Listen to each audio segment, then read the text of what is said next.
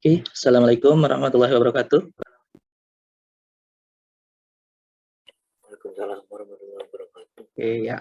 Hari ini sesuai dengan rencana sebelumnya ya, bahwa kita akan menghadirkan dosen tamu ya dari industri. Ya, alhamdulillah saat ini beliau sudah hadir ya, yang akan menyampaikan materi yang insya Allah akan sangat bermanfaat buat teman-teman semua ya, karena langsung dari praktisinya nih, orang yang ahli di bidangnya, yang sehari-hari kerjanya emang di bidang itu gitu ya, di data science ya, sharingnya insya Allah akan bisa lebih banyak manfaat lah ya, teman-teman jadi lebih tahu gambarannya nanti seperti apa di dunia kerja, kepakainya apa gitu, dan segala macam ya. Alhamdulillah beliau sudah ada nih gitu. Dan wah, lagi di mobil kayaknya nih. Oke. Oke, Assalamualaikum. assalamualaikum. Waalaikumsalam, Waalaikumsalam. Kang. Oke, iya. Oke, nanti aku coba kenalin dulu ya dari profilnya beliau gitu ya, biar teman-teman tahu dulu sekilas. Setelah itu nanti akan aku serahin langsung kepada pembicara kita ya, Kang Ikang. Kang Ikang. Beliau nama lengkapnya Ikang Fadli ya, lulusan dari ITB ya. Saat ini jabatannya sebagai market research specialist di PT Nutrifood Indonesia gitu. Market research itu apa sih gitu kan ya, nanti biar Ikang sendiri yang menjelaskan gitu ya.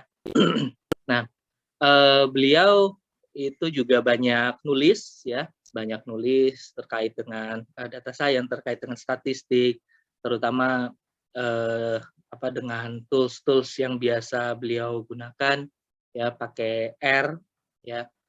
Itu teman-teman bisa baca juga nanti di blognya ya. Terus beliau juga punya kontribusi, pernah bikin buku juga ya kalau nggak salah terkait sama R ya. Dan apa aja sih yang beliau kerjakan ya, itu nanti bisa teman-teman saksikan pada hari ini. Oke, langsung aja biar nggak kelamaan dengan saya gitu ya. Saya langsung serahkan saja kepada Bapak Ikang Fadli untuk memaparkan materinya. Silakan Ikang. Oke, terima kasih Rio. Assalamualaikum warahmatullahi wabarakatuh.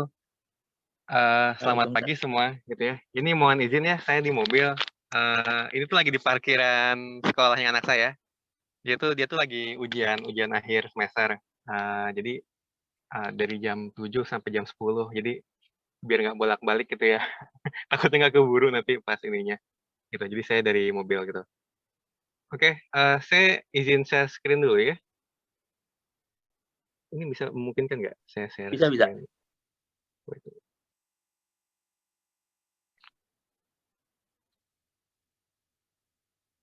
Oh, udah ya. Oke. Bentar.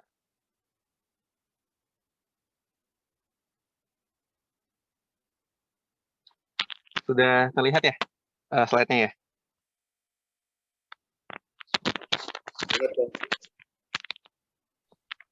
Oke, kalau sudah terlihat, saya mulai ya, gitu. Jadi selamat pagi teman-teman semuanya. Assalamualaikum warahmatullahi wabarakatuh. Perkenalkan lagi ya, nama saya Ikang. Saya sekarang kerjanya di Nutrifood, gitu ya, sebagai market research specialist. Hari ini saya akan coba membawakan satu tema gitu ya, yang mungkin yang lagi naik daun ya, tentang data science gitu. Nah, ini biar lebih spesifik, saya coba bawakan spesifiknya tuh di data science di industri FMCG. Jadi kalau teman-teman yang masih belum familiar ya, FMCG itu apa sih? Gitu ya, FMCG itu fast moving consumer, saya kan lupa gini apa gitu ya, goods, fast moving consumer goods gitu ya. Jadi barang-barang yang memang sering digunakan lah gitu ya oleh konsumen gitu. Di sini tadi sebagaimana Bapak Rio sampaikan gitu ya. Eee, Sedikit perkenalan aja buat nambahin yang tadi gitu ya.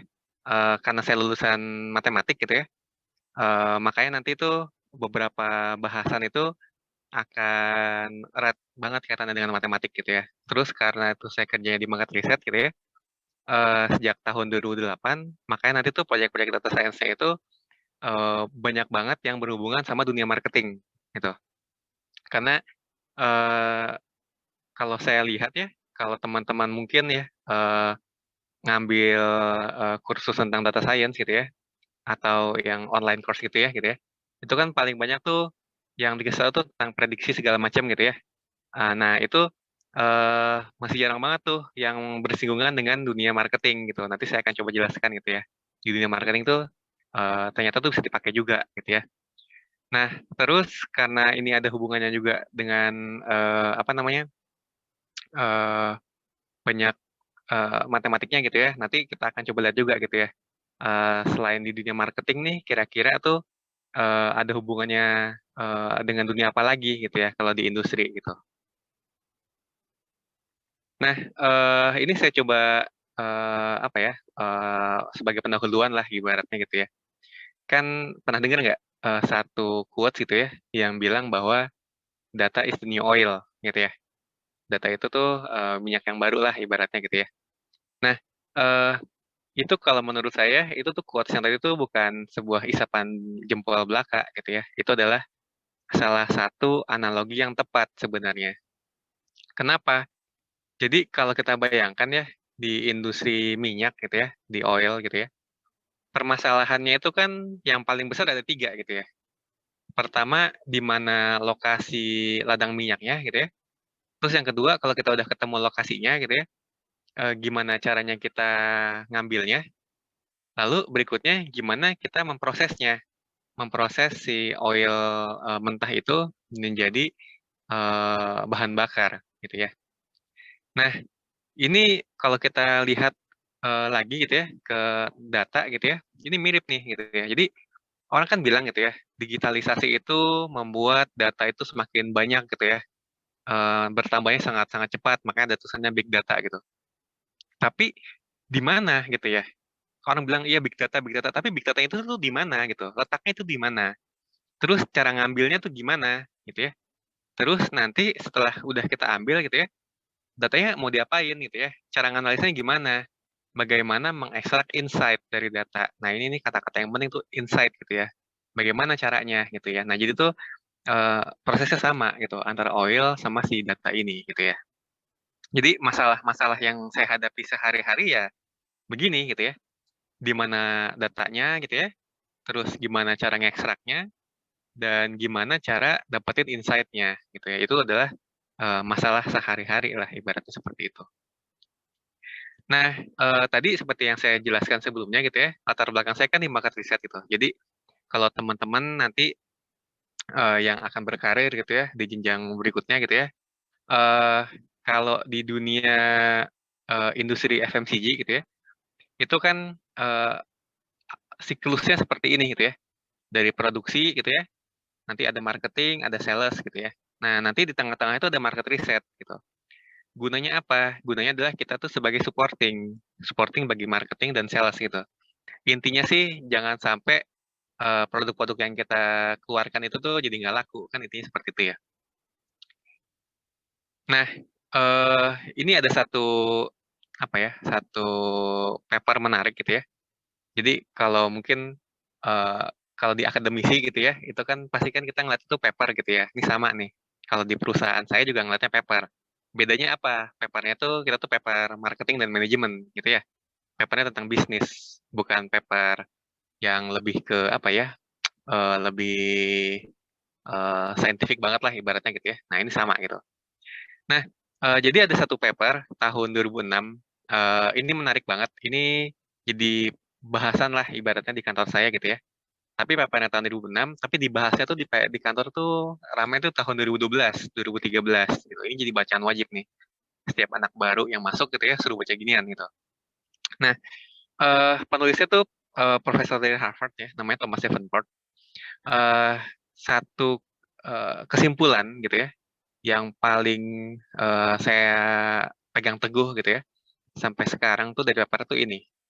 Setiap perusahaan tuh bisa ngasih atau bisa menjual barang yang sama gitu ya, bisa memberikan jasa yang sama kepada pelanggannya gitu.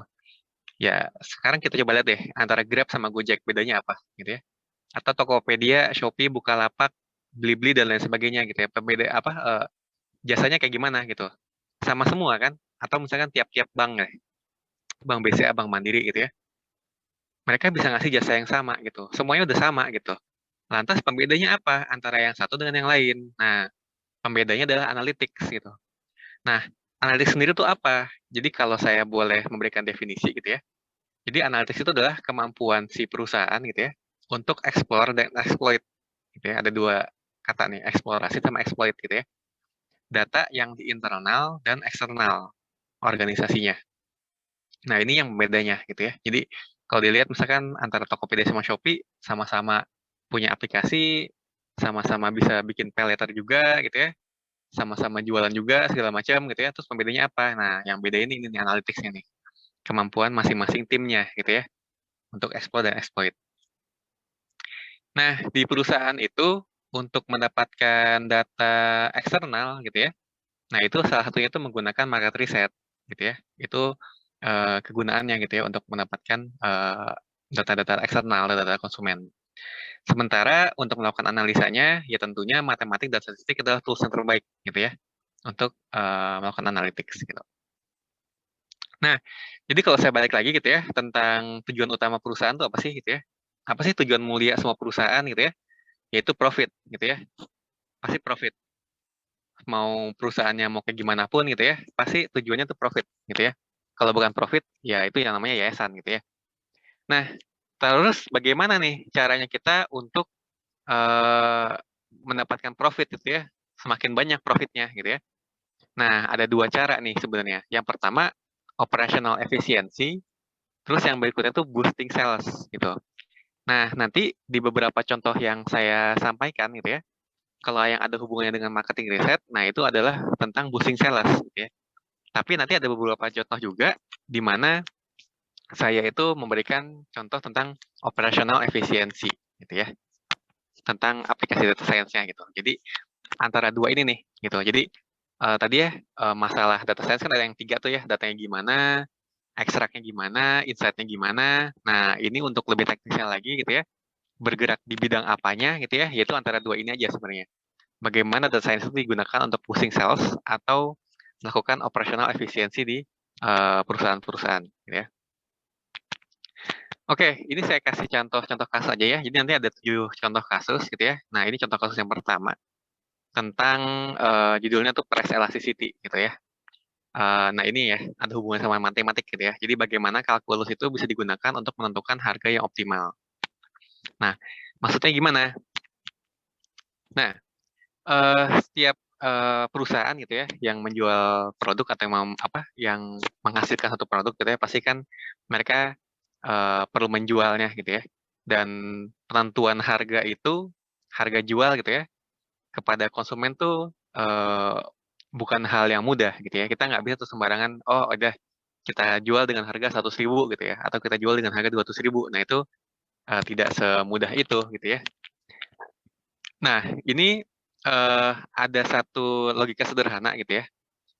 Kan jadi kalau semakin mahal produknya gitu ya, pasti akan semakin sedikit orang yang beli gitu ya. Jadi kalau saya bikin model gitu ya antara harga dan sales quantity gitu ya, bisa dibilang kayak gini nih bentuknya gitu ya. Jadi semakin tinggi harganya gitu ya, semakin turun tuh sales quantity-nya, kan harus seperti itu. Nah, untuk melakukan seperti itu, nah ini kita bisa menggunakan namanya tuh model regresi sebenarnya gitu. Jadi untuk satu kasus gitu ya, dulu itu pernah kita coba ambil data untuk satu produk gitu ya, satu produk khusus di Nutrifood yang nggak punya kompetitor, dan dijualnya di Indomaret gitu ya. Waktu itu tuh kita ambil produk itu Elmen gitu ya. Nah ini teman-teman ada yang pakai Elmen ini. Jadi waktu itu kita punya produk namanya Elmen to Go, yaitu susu Elmen yang langsung minum gitu ya. Itu kita jual di Indomaret waktu itu. Nah Elmen tuh menarik Kenapa? Karena tuh kompetitornya nggak ada yang dijual di Indomaret gitu ya.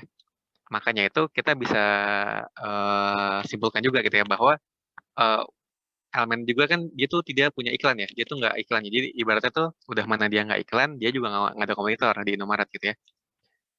Waktu itu kita cuma mainin diskon-diskon harga aja gitu. Harganya kita kasih diskon berapa, berapa, berapa gitu ya di Indomaret. Nah, dari sana kita bisa simpulkan bahwa elemen ini nih orang bakal beli gitu ya, karena memang harganya aja gitu. Jadi tidak ada hubungannya dengan iklan, tidak ada hubungannya dengan kompetitor dan lain sebagainya gitu. Makanya waktu itu kita berani nih, kita bikin model price elasticity gitu ya. Bagaimana kita bisa memprediksi sales gitu ya dari harganya aja gitu. Nah, dari sini tuh kita coba nih dari datanya gitu ya, kita bikin modelnya, terus kita nanti akan hitung indeksnya gitu ya, indeks elastisitas gitu. Maksudnya apa? Jadi di sini tuh indeksnya tuh ibaratnya gitu ya, jadi kalau kita naikin harga 1%, maka salesnya bakal turun sekian persen gitu ya. Nah, itu indeksnya gitu. Waktu itu kita bikin. Nah, dari situ kita udah dapat nih modelnya gitu ya. Terus tentuin harga optimalnya gimana gitu ya. Nah, kan tadi kan kita punya model yang awal yang sebelah kiri gitu ya. Itu tuh X-nya tuh harga gitu ya. Y-nya itu adalah quantity gitu. Nah, berarti kan kita harus mencari ya, mencari di harga berapa kita dapat omset tuh paling tinggi gitu ya. Nah, ngitung omset gimana? Simple, yaitu quantity kali harga gitu ya. Nah, harganya kita udah tahu nih, kuantitinya udah tahu gitu, rumusnya gitu. Jadi kita dapat nih omset sama dengan tinggal yang rumus yang sebelah kiri aja gitu ya dikali harga gitu. Kita dapatlah gitu ya persamaan kuadrat yang negatif gitu. Nah, akibatnya dari sini nih dari bentuk grafiknya aja udah ketahuan. Ada satu titik harga di mana omsetnya itu maksimum gitu. Nah, dari sini kita bisa dapatkan nih di level harga berapa seharusnya kita menjual elemen to go di Indomaret gitu.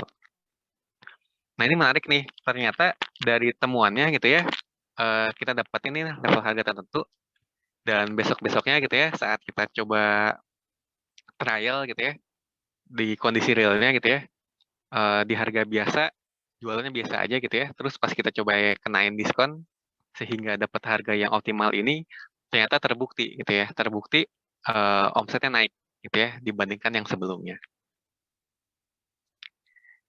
Oke, terus berikutnya nih tentang clustering atau pengelompokan outlet gitu ya. Nah, ini kalau ya teman-teman yang udah pernah dengar ya atau pernah belajar statistik, ada yang namanya tuh K-means clustering gitu ya. Nah, ini bagaimana kita bisa menggunakan K-means clustering untuk menentukan promosi yang tepat di toko gitu. Nah, ceritanya gini, di Indonesia gitu ya, kan dari Sabang sampai Merauke gitu ya, itu yang namanya retailer gitu ya, toko-toko retail tuh banyak gitu. Tidak cuma yang gede-gede aja, mungkin kita di Jabodetabek kita cuma tahu misalkan kayak Hypermart gitu ya, Carrefour gitu, Giant, Superindo, Indomaret gitu ya, Alfamart, Alfamidi gitu ya.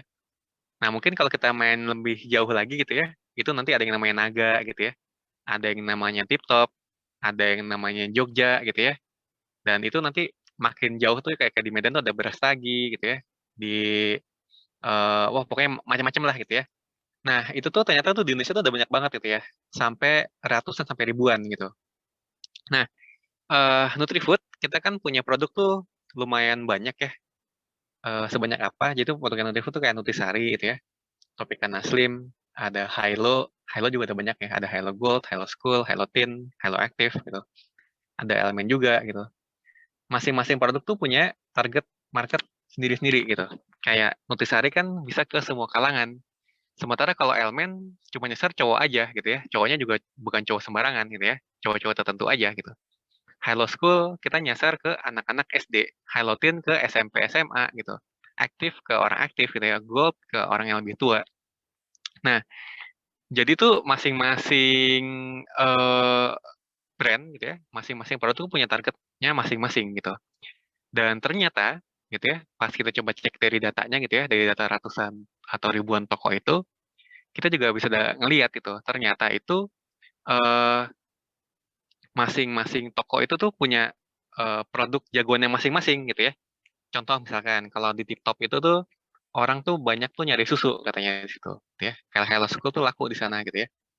Tapi kalau misalkan di farmers gitu ya, yang toko-toko yang tanda kutip yang high class gitu ya, itu mungkin yang paling ramai tuh, paling bagus tuh jualan tuh Tropicana Slim. Nah, permasalahannya adalah dari dulu sampai sekarang itu tuh Nutrifood itu kalau ngasih promo gitu ya, kita tuh ngasih promonya tuh secara apa ya, brutal lah ibaratnya. Misalkan Tropicana Slim nih, kita bikin promo A gitu ya. Nah itu tuh jalan tuh dari Sabang sampai Merauke kita jalanin tuh semua toko ya. Ratusan toko atau ribuan toko itu tuh kita jalanin promo A gitu ya. Untuk hal-hal yang lain juga sama tuh promo B, promo C, promo D itu tuh semua tuh kita jalankan secara nasional gitu. Akibatnya apa? Akibatnya tuh lakunya tuh hanya di sebagian toko aja gitu ya. Sebagian toko yang lain tuh nggak laku. Sementara untuk melakukan promo itu dibutuhkan biaya gitu. Jadi bayangkan ya dari sekian ratus toko itu kita udah keluar sekian M, tapi baliknya itu nggak semuanya balik gitu ya. Nah jadinya gimana nih untuk menentukan promo mana untuk toko mana gitu ya. Nah ini menggunakan awalnya gitu ya. Ya udah kita ini aja nih kita bikin market research gitu. Kita bikin survei se-Indonesia gitu ya. Kita coba cari tahu nih masing-masing toko tuh kuatnya untuk produk apa gitu. Tapi tentu saja menggunakan survei itu eh, kita punya batasan di budget gitu ya, di waktu sama di manpower. Nggak mungkin kan kita ngelakuin semua itu untuk seluruh Indonesia. Akhirnya ya udah kita coba cari nih data sales-nya gitu ya. Kita coba cari data sales-nya dari sekian ratus atau sekian ribu toko itu, kita cek nih jualan untuk per masing-masing brand. Lalu kita coba utak-atik, oprek-oprek gitu ya. Kita coba menggunakan clustering, menggunakan K-means gitu. Dari sini kita dapat nih, ada 7 cluster. Nah, masing-masing cluster itu ternyata punya karakteristik yang unik gitu ya. Misalkan cluster pertama itu toko-toko yang high class gitu ya. Nah, itu di situ tuh berarti kita coba jalankan promo-promo untuk Tropicana Slim yang misalkan yang minyak canola gitu ya, minyak jagung, terus produk-produk mahal ya kayak Elmen itu bisa dijalankan di sana. Sementara untuk cluster lain itu ya, misalkan yang lebih mass gitu ya, nah itu kita bisa jalankan promo-promo untuk Nutrisari dan lain sebagainya.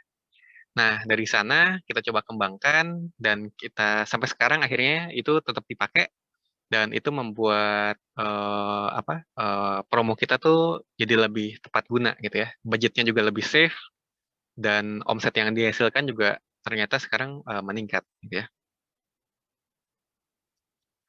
Nah, lalu nih ini kasus yang ketiga nih. Ini kasus yang ketiga ini adalah kasus data science yang terjadi di pabrik. Nah, ini bukan hubungan sama marketing gitu ya. Kalau 1 sama 2 kan marketing gitu ya.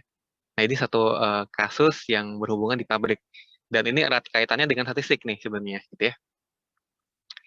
Jadi judulnya itu menghitung peluang kegagalan dari data yang nggak pernah gagal, gitu. Nah, ini maksudnya gimana, gitu ya. Nah, jadi tuh yang namanya pabrik makanan minuman, gitu ya, kita tuh aturannya ketat, gitu ya. Jadi nggak sembarangan tuh bikin produksi ini, produksi itu, gitu ya. Dari BPOM, gitu ya, itu ada aturan, gitu ya. Ada itu namanya itu aturan tentang keamanan pangan, gitu ya. Ada namanya itu tes mikroba gitu ya. Jadi itu yang ribet gitu ya. Jadi setiap kita produksi itu ya di semua lini produksi gitu ya. Misalkan di apa di mesin A gitu ya, mesin B gitu ya. Dan di jalanan area pabriknya itu tuh ada tuh namanya swab test gitu. Jadi sebelum ada apa? Sebelum ada COVID gitu ya. Kita udah kenal swab test gitu. Bedanya apa? Kalau swab test yang di sana itu adalah untuk mendeteksi adanya mikroba gitu ya. Jadi ada beberapa jenis mikroba yang harus dideteksi gitu. Nah, waktu itu Nutrifood tuh tanda kutip kerajinan gitu ya. Kalau misalkan standar BPOM itu cukup sekali per produksi, nah kita tuh sangat rajin. Kita tuh sampai bisa berapa kali per jam gitu. Jadi sehari tuh bisa sampai 5 sampai 10 kali kita ngetes. Padahal mah tidak seharusnya tuh tidak usah sebanyak itu gitu ya. Nah, eh, dan hasilnya itu kita nggak pernah tuh melewati standar yang ditetapkan oleh BPOM gitu ya. Ibaratnya kita selalu sukses lah, nggak pernah kita gagal gitu ya. Nah, pertanyaannya waktu itu dari manajemen gitu ya, mereka bilang, bisa nggak sih selama ini kan kita misalnya ngetes 10 kali gitu ya, diturunin aja gitu ya, jangan 10 kali gitu ya. Tapi jangan juga minimum kayak minumnya BPOM gitu. Takutnya tuh kalau minum BPOM tuh terlalu loose lah ibaratnya gitu. Misalkan kalau kata BPOM sehari sekali gitu ya, kita 10 kali sehari. Nah, bisa nggak sih di tengah-tengah aja nih berapa gitu ya? Kita turunin. Tapi kita nggak bisa langsung nurunin setengah jadi 5 gitu. Kita butuh landasannya gitu ya. Kita butuh landasan nih. Nah, caranya gimana gitu ya? Nah, waktu itu kita ini nih dikasih tantangan lah ibaratnya gitu ya. Tim data science-nya dikasih tantangan, bisa nggak sih kita menghitung terjadinya kegagalan gitu ya dari data yang nggak pernah gagal gitu. Nah, caranya gimana? Nah, dari data-data mikroba itu kita kumpulin gitu ya. Lalu kita lihat distribusinya gimana gitu ya.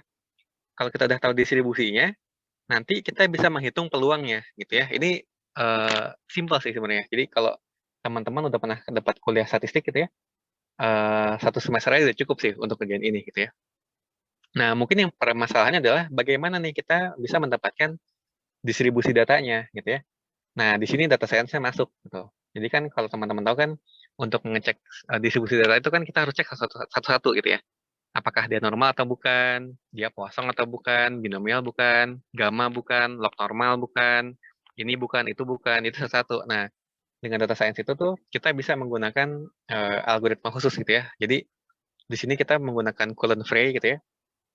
Jadi satu data langsung dicek untuk semua theoretical distribution yang ada gitu. Nanti dari situ kita langsung bikin simulasinya gitu ya. Kita bikin simulasinya, data realnya gimana, estimasinya gimana, maksimumnya gimana, minimumnya gimana gitu ya. Jadi dari situ kita langsung bisa ngitung kira-kira gitu ya peluangnya gagal tuh berapa persen. Nah, dari sana tuh kita nanti bisa hitung tuh kira-kira nih dari 10 kali tes sehari gitu ya, kita turunin jadi berapa. Nah, ini dari sini landasan teorinya gitu ya, landasan pengambilan keputusannya. Oke, berikutnya nih. Nah, ini balik lagi nih ke kasusnya marketing gitu ya, tentang produk bundling gitu. Nah, ini mungkin teman-teman udah pernah dengar nih tentang algoritma a priori namanya gitu ya. Nah, Nutrifood itu ya, kita punya online store, namanya Nutrimart gitu ya. Ada situsnya sendiri, atau kita juga masuk juga ke marketplace gitu ya, ke masing-masing sini gitu. Lalu permasalahannya adalah dari dulu sampai sekarang itu adalah kita nggak pernah bisa bikin bundling produk gitu ya, promo bundling produk yang sukses gitu. Selalu aja gagal gitu ya. Karena tuh dulu pas kita bikin bundling promo tuh sistemnya itu adalah menggunakan teori nebak-nebak gitu ya. Ini kalau elemen nih dibanding pakai ini gitu ya. Kalau Nutrisari itu dibandingin sama ini gitu. Nah, kenapa nebak-nebak? Karena tuh data itu banyak ya. Sehari itu penambahan data gitu ya. Jadi kalau misalkan datanya itu saya simpan di Microsoft Excel gitu ya. Sehari itu penambahan data itu banyak gitu ya. Sampai ribuan gitu, ribuan data masuk per hari gitu ya. Karena gini, jadi kalau teman-teman tahu gitu ya, di e-commerce itu adalah saat orang itu transaksi gitu ya, itu kan udah pasti masuk tuh datanya gitu ya. Yang tidak transaksi pun masuk datanya gitu ya. Jadi misalkan nih teman-teman nih cuma udah sampai masukin ke keranjang gitu ya, tapi nggak sampai check out bayar. Nah, itu udah masuk tuh datanya tuh gitu ya. Bahkan yang lihat-lihat pun kita bisa dapat datanya gitu ya. Jadi ada orang nih lihat-lihat produk gitu ya, tapi nggak jadi beli gitu, cuma lihat-lihat doang. Nah, itu juga masuk tuh datanya gitu. Jadi karena datanya itu banyak gitu ya, mereka juga nggak mungkin tuh, tim e-commerce tuh nggak mungkin untuk menganalisanya gitu ya. Waktu itu mereka hanya bisa pakai Excel gitu, jadi nggak bisa tuh untuk nentuin promo yang terbaik tuh apa gitu. Nah, akhirnya ya udah deh tuh, kita coba bantuin, waktu itu kita pakai R gitu ya, menggunakan a priori gitu ya. Nah, sehingga dapat nih bentuknya seperti ini gitu ya. Jadi contoh nih misalkan kayak topik ikan asin apa nih, stevia gitu ya. Nanti kalau mau dibanding pas sama apa? Oh, sama madu gitu ya. Atau kopi nih, kopi white white coffee gitu ya dengan cafe latte misalkan gitu ya. Dan lain sebagainya gitu. Nah, dari sini kita jadikan basis dan akhirnya sekarang kita dapatkan bundling-bundling produk yang lebih sukses dibandingkan sebelumnya gitu ya. Nah, ini ada hubungannya juga nih kasus kelima nih dengan dunia HR ya. Kan mungkin orang-orang pada berpikir gitu ya, ini HR ya, human resource gitu ya, atau human capital gitu ya. di satu perusahaan emang bisa pakai data science gitu ya. Nah, ini ternyata bisa gitu ya. Dan ini menariknya itu kita bisa pakai teori graph gitu ya.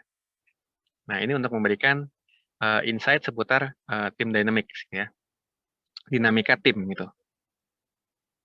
Nah, jadi gini ceritanya. Jadi pada saat COVID kemarin ya, awal-awal itu tahun 2020 itu, kan semua orang tuh akhirnya WFH gitu ya. Sebagian aja sih, sebagian aja yang masih ngantor gitu. Jadi sebagian besar tuh WFH gitu. Nah, waktu itu tim HR berinisiatif sih. Oke, kita coba bikin satu apa ya? Satu sesi feedback gitu ya. Tapi feedbacknya itu menarik. Biasanya kan kalau feedback itu kan antara atasan atau bawahan gitu ya. Atasan ngasih feedback ke bawahan atau bawahan ngasih feedback ke atasan. Nah, kali ini tim HR coba berpikir out of the box gitu ya. Mereka itu meminta setiap karyawan itu untuk menulis kira-kira siapa gitu ya, misalkan saya gitu ya, Kang, kamu mau minta di feedback sama siapa gitu. Jadi saya tuh bisa nulis siapapun orang itu gitu ya. Tapi dengan catatan orang itu harus tahu pekerjaan saya gitu ya. Nah, ini yang menarik nih. Jadi tuh setiap orang itu tuh bisa menulis bukan atasannya gitu ya. Atau saya tuh bisa menulis bukan atasan saya, atau saya bisa menulis bukan bawahan saya, bisa orang lain, tapi orang lain itu yang ngerti pekerjaan kita gitu ya. Siapapun itu boleh, baik di divisinya sendiri gitu ya, atau di lintas divisi itu boleh gitu ya. Nah, awalnya itu tim HR itu hendak menganalisa isi feedback-nya tuh apa gitu ya.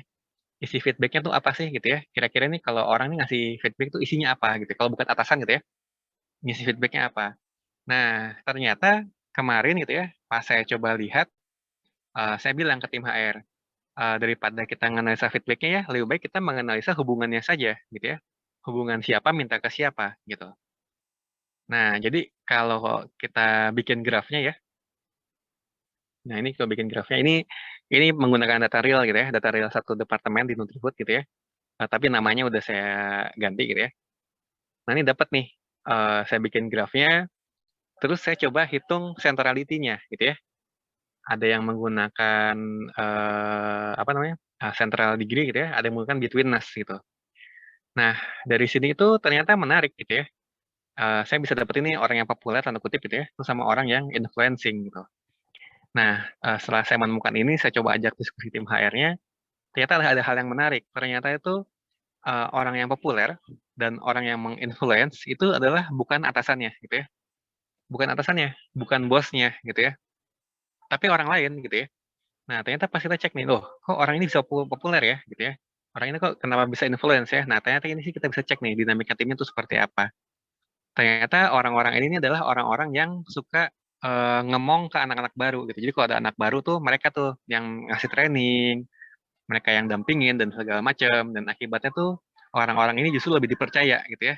Lebih ngefek lah ibaratnya ke tim dibandingkan atasannya gitu ya. Nah, dari sini tuh next step-nya apa? Jadi kalau seandainya suatu saat nanti gitu ya, perusahaan ingin eh, apa namanya? Ingin memberikan suatu apa ya? Kayak peraturan ada peraturan baru, ada pengumuman baru gitu ya. Nah, yang diumumin nanti bukan ke manajernya, tapi bisa jadi ke orang-orang ini gitu. Jadi orang-orang ini nih yang akan menyampaikan ke orang-orang lain gitu. Jadi lebih ke sana. Gitu ya. Nah, ini juga nih tadi ya yang saya bilang. Di sini kita juga bisa bikin cluster ya, cluster per masing-masing hubungan yang ada di sini gitu. Jadi pengen ngeliat gitu ya gimana. Nah, ini juga ada hubungannya nih, saya balik lagi gitu ya. Eh, kasus ke-6 ke dunia marketing gitu ya. Ini menentukan arah strategi marketing gitu ya. Ini juga menggunakan korelasi gitu. Ini sederhana banget kasusnya gitu ya. Jadi tuh eh, tadi balik lagi ke Nutrimat gitu ya. Jadi kalau teman-teman lihat gitu ya, di Nutrimat itu kan kita ngejual banyak produk Nutrifood gitu ya. Dan ternyata produk Nutrifood itu tuh tidak hanya dijual oleh Nutrimat aja gitu ya. Banyak juga reseller-reseller yang lain gitu yang jual produk yang sama gitu ya. Misalkan kayak Nutrisari lah gitu ya. Teman-teman buka Tokopedia, search Nutrisari, yang jual bukan Nutrimat aja, tapi ada banyak atau ada ratusan toko lain yang ngejual produk kita yang sama gitu ya. Nah, pertanyaannya, eh reseller-reseller seperti itu tuh harus kita maintain, atau kita bunuh, tanda kutip ya, dibunuh tuh misalkan dimatiin gitu ya. Karena kalau teman-teman tahu ya, beberapa FFMCG yang lain, itu ada yang membunuh reseller gitu. Jadi tidak boleh ada reseller. Tiap ada reseller, itu pasti di-report tuh. Biar apa? Biar di-take down sama si Tokopedia gitu ya. Atau dibikin suatu strategi khusus agar reseller itu mati lama-lama. Gitu. Nah, kita sendiri tuh gimana Nutrifood strateginya? Apakah kita mau maintain? Maintain tuh berarti kita pasok, reseller tuh kita pasok gitu ya. Atau kita biarkan as it is seperti sekarang gitu ya. Atau kita matiin. Nah, ini kemarin caranya adalah dari misalnya Tokopedia atau Shopee gitu ya, kita coba scrape datanya, kita ambil datanya gitu ya, kita hitungin tuh reseller kita ada berapa gitu ya, omsetnya tuh kalau total jadi berapa segala macam, dan akhirnya waktu itu kita coba bikin korelasi sederhana antara listed produk, banyak seller sama omset gitu ya. Nah, jadi tuh omset itu sangat ya itu tadi ya berkorelasi linear gitu ya dan positif bagus nilainya gitu ya. Jadi omset itu berkorelasi dengan banyak kali set produk, banyaknya reseller gitu ya.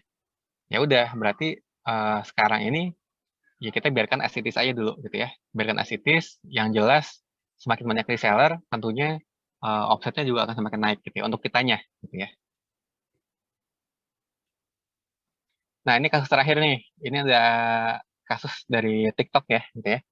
Uh, ini mungkin saya masukin ke sini gitu ya. Ini barangkali teman-teman ada yang jadi TikTokers gitu ya, yang sering main TikTok gitu ya. Mungkin pernah relate juga gitu ya sama cerita ini gitu ya. Jadi waktu itu beberapa tahun yang lalu gitu ya, campaign-nya Hilo gitu ya, itu memecahkan rekor di TikTok gitu ya. Dan waktu itu tuh tim marketing digital marketing tuh mereka nggak tahu gitu ya, kenapa ya mereka tuh bisa memecahkan rekor. Mereka sendiri tuh yang bikin tuh mereka nggak tahu gitu, nggak tahu kenapa itu tuh terjadi gitu ya. Dan mereka pengen cari tahu kenapa sih bisa seheboh itu gitu. Jadi waktu itu tuh ada satu campaign hashtagnya tuh setinggi bintang gitu ya. Waktu itu tuh menembus 2,4 billion views gitu ya. Bukan million lagi ya, tapi billion gitu ya. Sampai seheboh itu gitu. Nah, mereka pengen cari tahu nih, gimana caranya ya bisa menembus sekian banyak view gitu. Nah, ini bisa jadikan strategi ke depannya gitu ya. Kalau besok-besok ada campaign yang sama di TikTok gitu ya. Nah, ini caranya gimana gitu.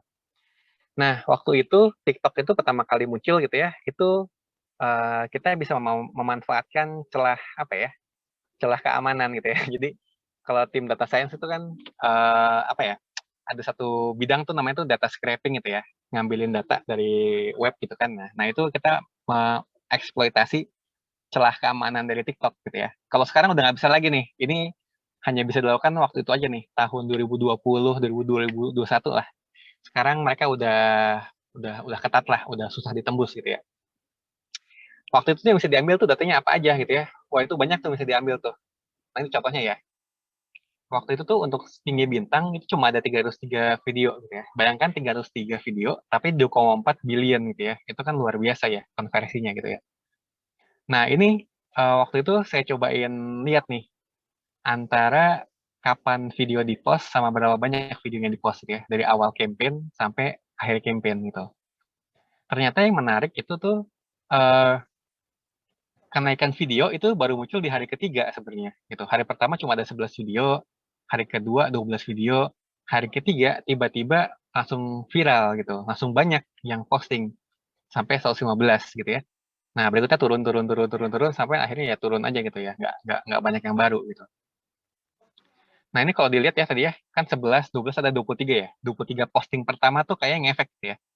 23 posting pertama tuh ngefek gitu. Tiba-tiba dari 23 itu langsung naik gitu ya. Nah, ini kita lihat nanti. Nah, ini juga nih, ada cross tabulasi ya antara jam posting dengan hari gitu ya. Nah, ternyata di sini kalau kita lihat hari Minggu tuh ya. Minggu tuh yang paling banyak gitu. Nanti kalau dilihat di tanggalnya ya. Nah, nanti lihat tuh di tanggal itu adalah hari Minggu gitu. Jadi hari Minggu tuh tiba-tiba langsung naik aja, langsung meledak gitu ya. Nah, ini juga nih. Jadi ini kalau secara apa ya? Secara uh, trackingnya gitu ya. Jadi pertama kali itu video itu muncul tanggal 18 ya. jam 3 sore lah gitu ya, oleh si Vivi Mulyana namanya gitu. Nanti dari situ butuh 65 menit sampai ada user lain posting kedua gitu ya. Terus butuh waktu 62 menit lagi sampai ada posting ketiga. Lalu berikutnya butuh 40 menit lagi. Nanti lama-lama tuh semakin pendek tuh waktunya gitu ya. Seperti yang tadi saya analisa sebelumnya gitu ya. Jadi makin lama makin pendek, makin pendek, makin pendek. Nah, sehingga ini nih, ini yang X itu timeline-nya tadi ya, butuh waktu berapa lama, berapa lama, berapa lama gitu ya. Jadi pada saat 23 pertama itu mungkin jeda waktunya sejam gitu ya. Tapi setelah posting 23 dan seterusnya gitu ya, itu eksponensial ya. Butuh waktu sangat cepat sekali gitu. Sampai tiba-tiba postingnya tuh langsung naik ya. Tadi yang 150 gitu ya. Dan ini adalah timeline penambahan kumulatif followers gitu ya dari para user gitu. Jadi kalau dilihat cukup 23 posting itu follower yang nonton tuh udah sampai berapa tuh? Puluhan juta ya. Sampai berapa tuh? 15 juta ya. 15 juta gitu. 23 post pertama tuh udah 15 juta yang potensial yang lihat gitu ya. Setelah itu langsung naik ya. Jadi kita bisa lihat dari sana gitu. Oke. Dari sini tuh untuk report full-nya ya, ini saya nggak bisa tampilin semuanya gitu ya. Tapi yang jelas dari situ kita bisa lihat ada beberapa key person di sana gitu ya. Key person itu penentuan influencer tuh nggak bisa sembarangan juga gitu ya. Ada beberapa key person yang bisa kita guide lah ibaratnya untuk next campaign-nya tuh seperti apa gitu ya. Sehingga itu tadi ya, dari sekian posting aja tiba-tiba langsung viral tuh ternyata ada strateginya gitu ya, pemilihan influencer lah ibaratnya seperti itu. Nah, untuk di industri sendiri tuh banyak banget gitu ya, yang bisa dieksplor dari data science gitu ya. Ini contoh misalkan optimisasi gitu ya, optimisasi itu kita bisa ngelakuin TSP nih, traveling salesman problem. Salesman kita bawa-bawa produk keliling-keliling kota gitu ya, mau kemana aja, nah ini kita bisa selesaikan gitu ya, kita bikin optimize gitu ya. Atau SPG juga sama gitu ya, scheduling untuk SPG gitu misalkan gitu ya, atau scheduling untuk produksi. Nah ini yang sering kepake nih 3 hal ini nih, kepake juga nih di tempat saya gitu ya. Lalu time series ini kepake ini buat ini sih, ngelihat tren sales gitu ya. Sales itu sebenarnya tuh lagi turun atau lagi naik sih gitu ya. Kita menggunakan time series gitu ya. Untuk product development ada yang namanya Conjoin. Nah ini kalau teman-teman belum pernah dengar gitu ya, ini boleh coba googling gitu ya tentang Conjoin itu seperti apa. Lalu untuk mengukur customer satisfaction, customer loyalty, kita bisa pakai SEM, itu Structural Equation Modeling. Nah, ini mungkin jatuhnya lebih ke statistik ya. Lalu di sini ada PCA. Ini kalau teman-teman yang udah pernah belajar data science kan pasti PCA itu jadi apa ya, wajib lah ya yang awal-awal gitu ya. Mungkin pada mikirin, ini PCA buat apa gitu ya. Nah, ini kalau di dunia marketing itu buat brand map gitu ya. Ini kepake banget buat brand map. Buat memetakan brand tertentu itu punya atribut apa gitu ya. Lalu terakhir nih yang juga lagi ngetren tuh XAI ya, explainable AI gitu ya, atau interpretable AI gitu ya. Jadi alih-alih yang dianalisa datanya adalah datanya, yang kita analisa sekarang adalah modelnya gitu ya. Nah ini yang kepake juga gitu ya di industri. Nah kalau saya boleh summary gitu ya, kira-kira kompetensi apa sih yang harus kita semua persiapkan gitu ya, yang teman-teman harus persiapkan. Ini ada 4C gitu ya, ada coding, creativity, communication, sama confidence gitu ya. Kalau untuk coding, mungkin kalau teman-teman kan kalau nggak salah di informatika gitu ya. Nah, mungkin udah lebih apa ya, udah punya start lebih jauh gitu ya dibandingkan teman-teman yang lain gitu ya. Pasti udah punya skill lah di bagian coding-codingannya gitu ya. Nah, itu kalau bisa gitu ya, tambahin gitu ya. Nggak cuma ngodingnya aja, tapi belajar juga tentang basic matematik atau statistikalnya gitu ya. Setidaknya tahu cara kerjanya si algoritmanya gimana gitu ya. Bukan cuma cara ngodingnya aja gitu ya, tapi cara kerjanya tuh gimana gitu ya. Karena untuk C yang lain, nah ini nih tidak didapatkan di kuliah sebenarnya gitu ya. Untuk creativity gitu ya. Nah, ini kan juga harus apa ya? Harus dikembangkan gitu ya. Makanya kalau misalkan ada tugas-tugas nih, misalkan gitu ya, tugas kelompok gitu ya, bikin project nih gitu ya, bikin apa gitu ya. Nah, itu sebenarnya tuh untuk melatih 3C yang lain seperti ini gitu ya. Creativity, communication, sama confidence gitu. Salah satu hal yang saya sarankan adalah coba teman-teman ikut kompetisi data science gitu ya. Ada hackathon gitu ya, ada data hackathon gitu ya, dari mana, dari Kaggle atau dari mana, ikutin aja gitu ya. Itu akan apa ya? Itu akan membantu teman-teman untuk di 4C ini gitu ya. Apalagi kalau sampai menang gitu ya. Kalau menang paling kan confidence-nya naik gitu ya, naik level gitu ya, ibaratnya gitu ya. Gitu. Oke, paling sekian dari saya gitu ya. Kita diskusi aja habis ini gitu ya. Silahkan kalau ada yang mau tanya, tanya, atau ada yang mau komentar terkait yang tadi gitu ya. Lalu ini saya ada juga nulis blog gitu ya, terkait 3 hal ya, matematik, data science, sama market research. Silahkan kalau teman-teman ada yang mau lihat-lihat ke sana gitu ya. Saya kembalikan ke Rio ya kalau gitu. Silahkan. Oke. Thank you ya, Kang.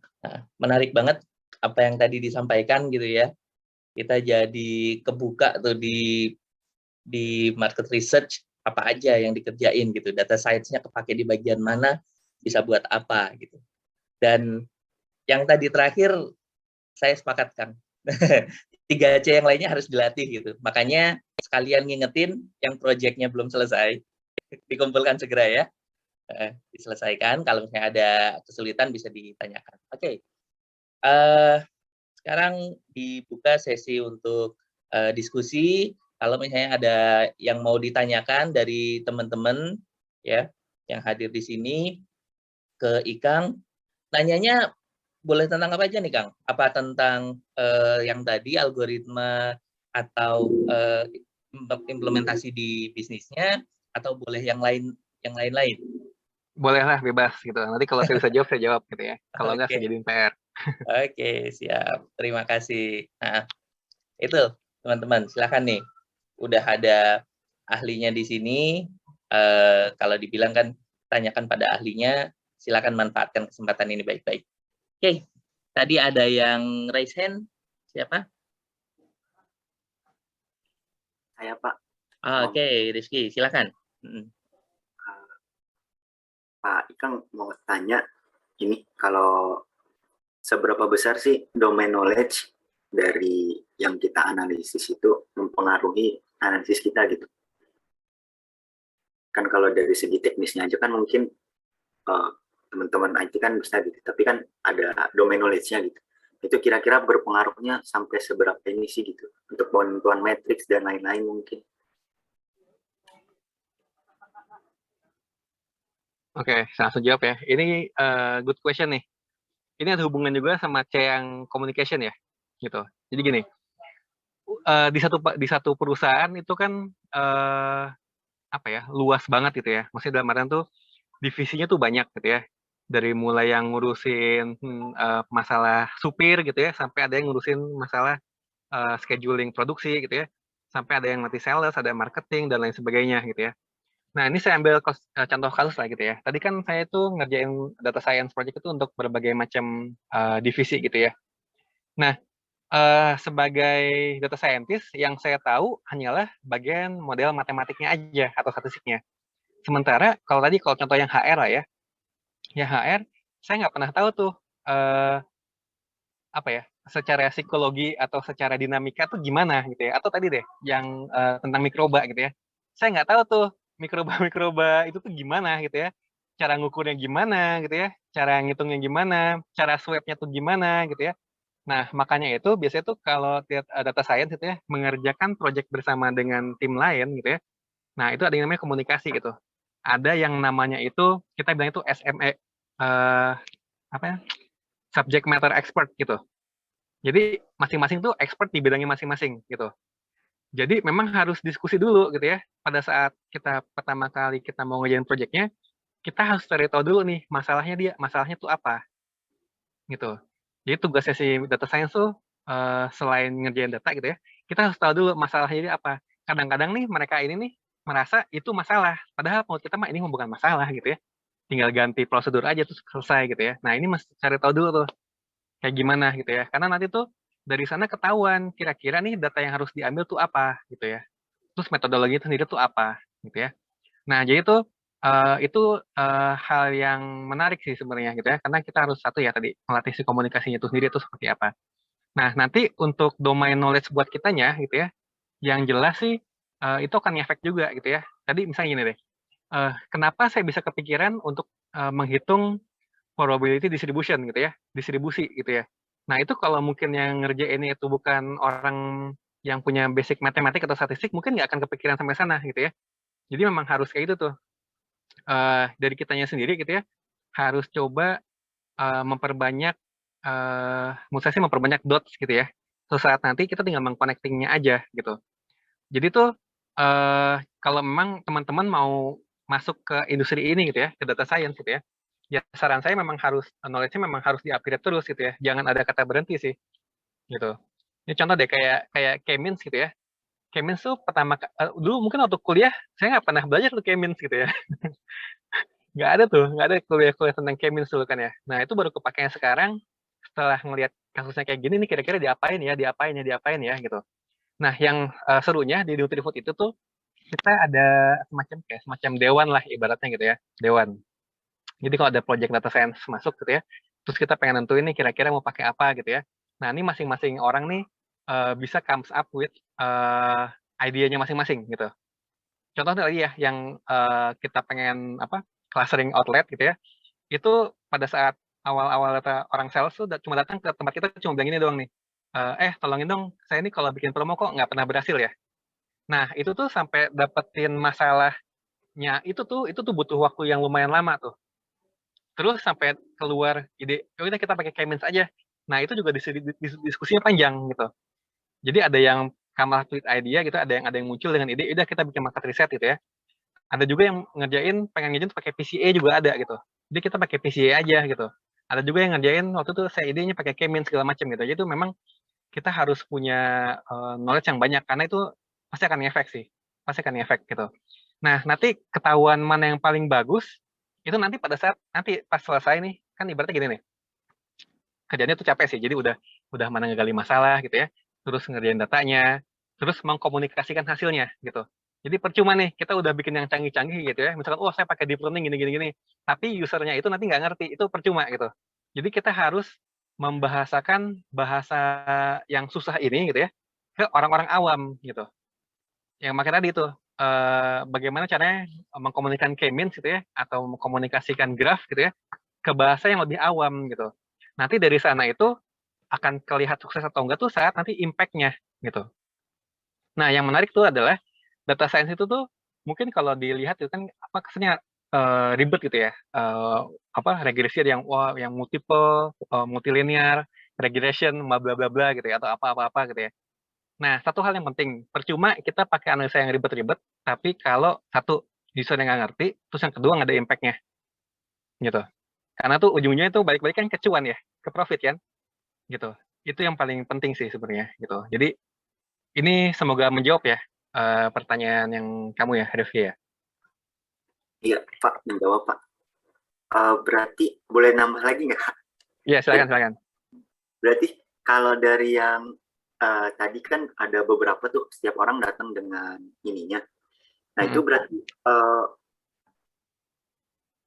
kayak kita nentuin, kan business question itu kan berarti kenapa saya bikin campaign itu nggak pengaruh gitu ya. Terus nanti kan ada di root-nya tuh. Nanti dari situ baru kita bisa ngelihat root cause-nya gitu ya. Betul. Cause dari problem statement tadi ya, Pak. Betul. Betul. Dan itu biasanya dikerjain nggak dari maksudnya setiap cabangnya kan ada levelnya tuh. Kalau nggak salah aku pernah baca ada level-level dari three root cause. Nah itu dikerjain sama per satu data analis, berarti nggak semuanya dikerjain satu orang gitu.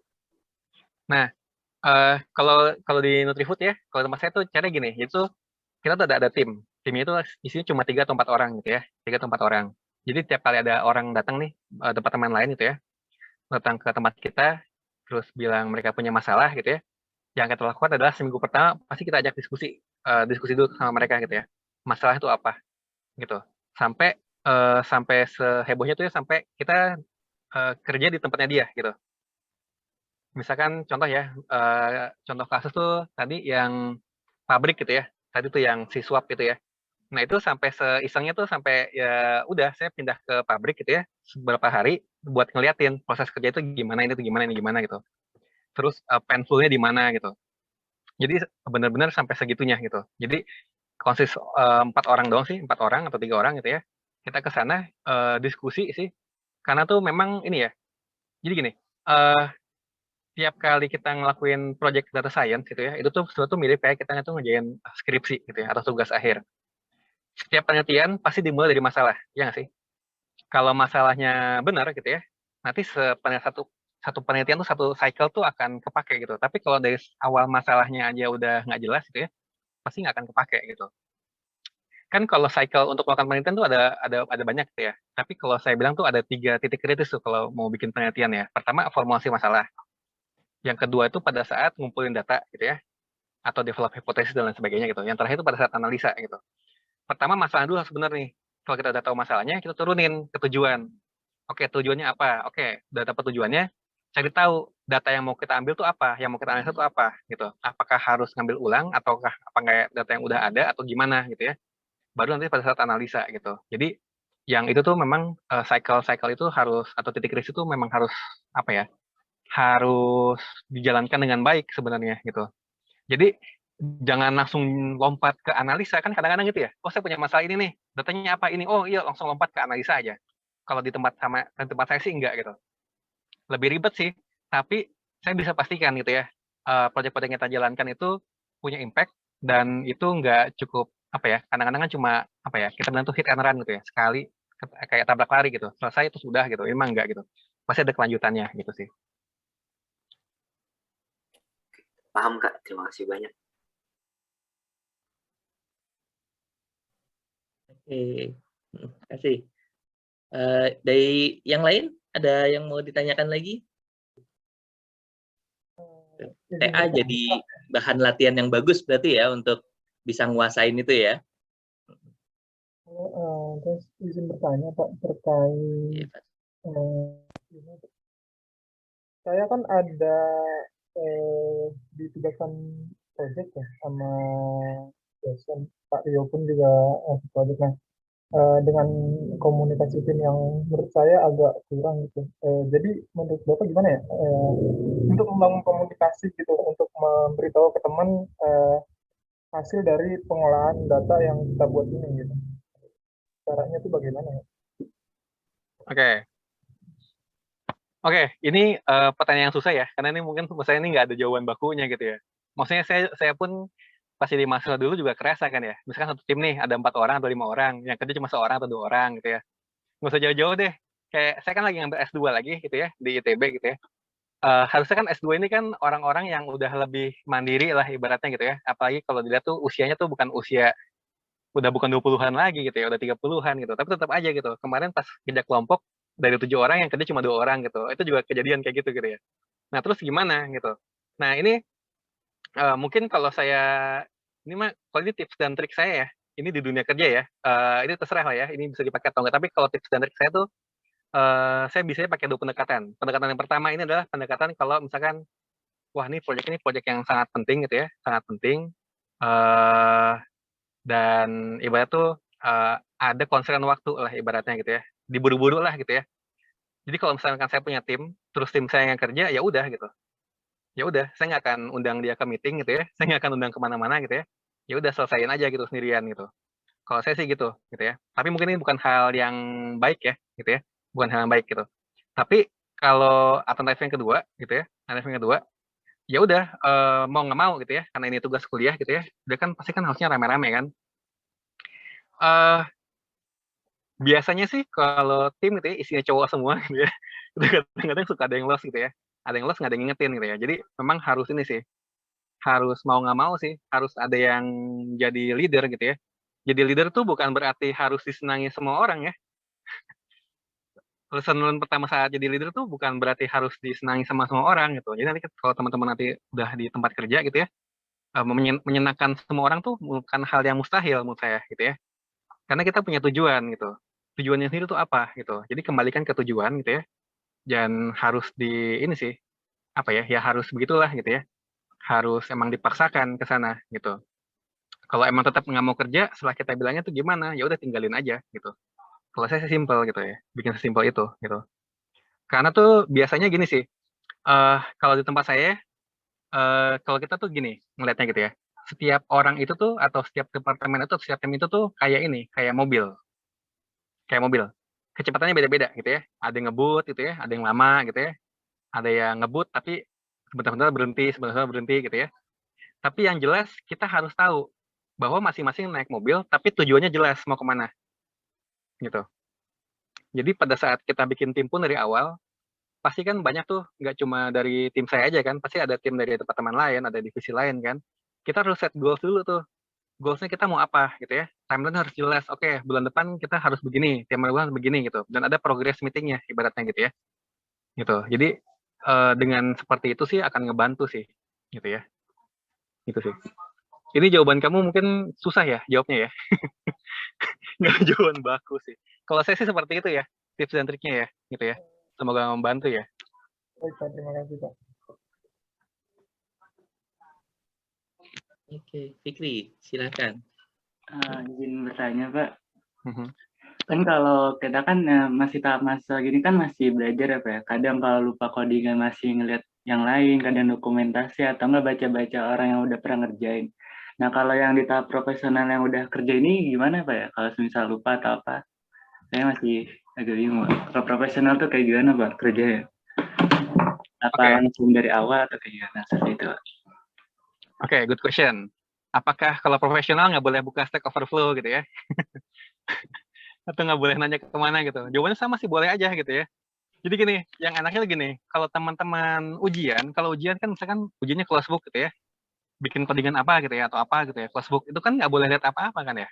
Tapi kalau kerja kan bebas sebenarnya. Kamu bisa sambil buka buku gitu ya, sambil buka apa gitu ya, nanya apa sih bebas sebenarnya gitu ya. Jadi itu jangan bayangkan kalau profesional tuh harus kaku sih.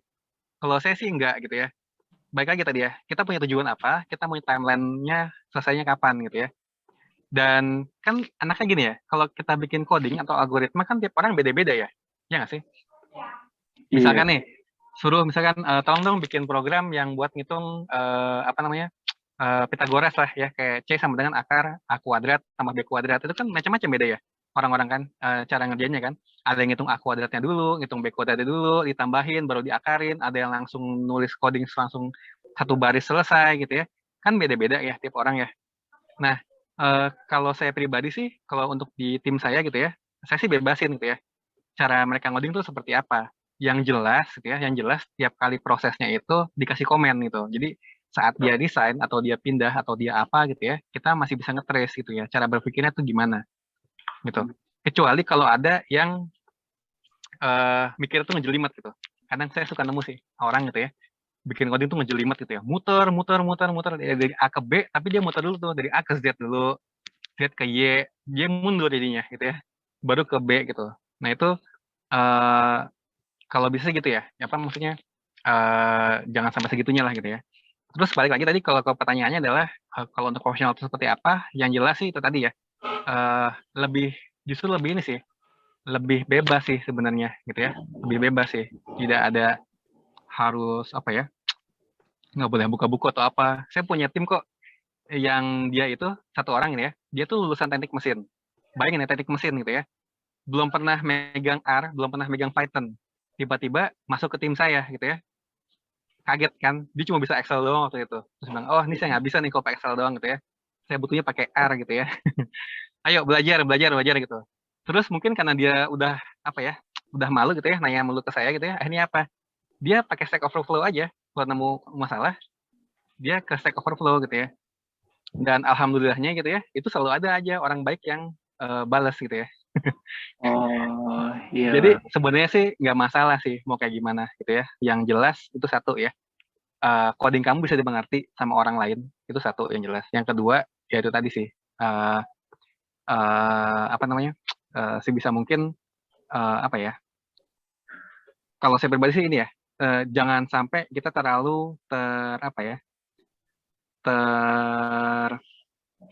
tergantung sama satu library tertentu sih, kalau saya sih. Iya baik Pak, bisa dipahami Pak. Terima kasih Pak atas jawabannya. Sama-sama. Fleksibel berarti ya. Pokoknya kalau misalnya yang ini nggak bisa ganti yang lain, bisa ganti yang lain gitu ya. Yes. Oke. Ada lagi?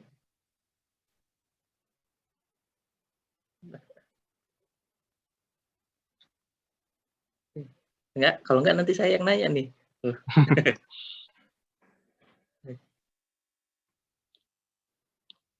Oke, ada dia, silakan.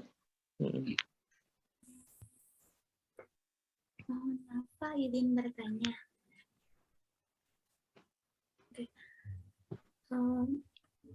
Suaranya agak kurang jelas, coba dideketin mic-nya atau diperbesar.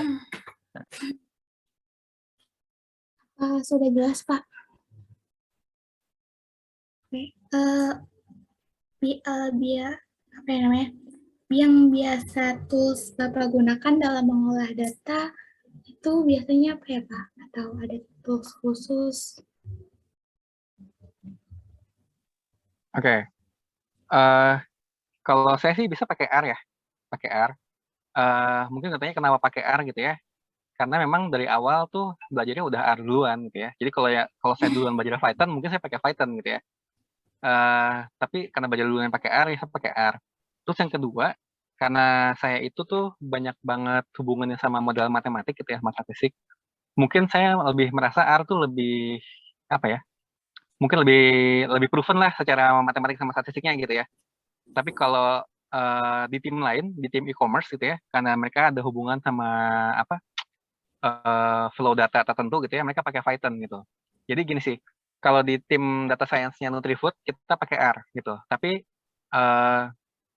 untuk tim lain gitu ya, yang memiliki kebutuhan tersendiri gitu ya, kan pasti masing-masing kan disesuaikan juga gitu ya. Jadi gini, penentuan tools itu tuh disesuaikan juga gitu ya, disesuaikan juga dengan kerjanya masing-masing departemen atau masing-masing divisi gitu ya. Untuk beberapa divisi mungkin Excel aja cukup gitu ya, SPSS cukup gitu ya. Tapi kalau buat di tim saya kita pakai R. Kenapa? Itu tadi tuh, karena tuh satu saya berhubungan dengan model matematik gitu ya, optimisasi segala macam gitu ya. Terus yang kedua, karena tuh banyakkan heavy-nya itu di data manipulation gitu ya, data carpentry gitu ya. Saya merasa R tuh lebih mudah gitu ya dibandingkan Python gitu ibaratnya. Tapi untuk beberapa tim, contoh kayak tim e-commerce di kantor gitu ya, mereka pakai Python. Kenapa? Python itu bisa diintegrasikan dengan mudah ke environment-nya Google ya. Kan Google kan pakai Python ya. Jadi kalau ada hubungannya sama cloud gitu ya, itu mereka lebih nyaman pakai Python gitu ya. Gitu sih. Jadi lebih ke sana sih gitu.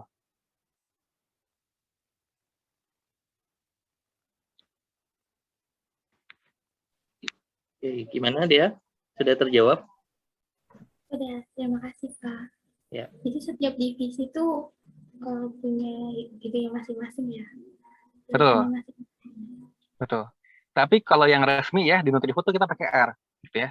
Jadi kalau di Nutrifood itu kita punya LMS, Learning Management System ya, gitu. Yang kayak apa ya? Kayak ruang gurunya lah ibaratnya gitu ya. Yaitu untuk semua training itu yang resmi kalau data science tuh kita pakai R gitu. Yang difasilitasi lah sama kantor tuh pakai R. Gitu. Jadi kalau mau belajar Python ya belajar sendiri sih ujung-ujungnya gitu ya. Kita difasilitasi. Kalau kalau R itu ada kelasnya. Gitu ya, ada kelas-kelasnya ibaratnya gitu.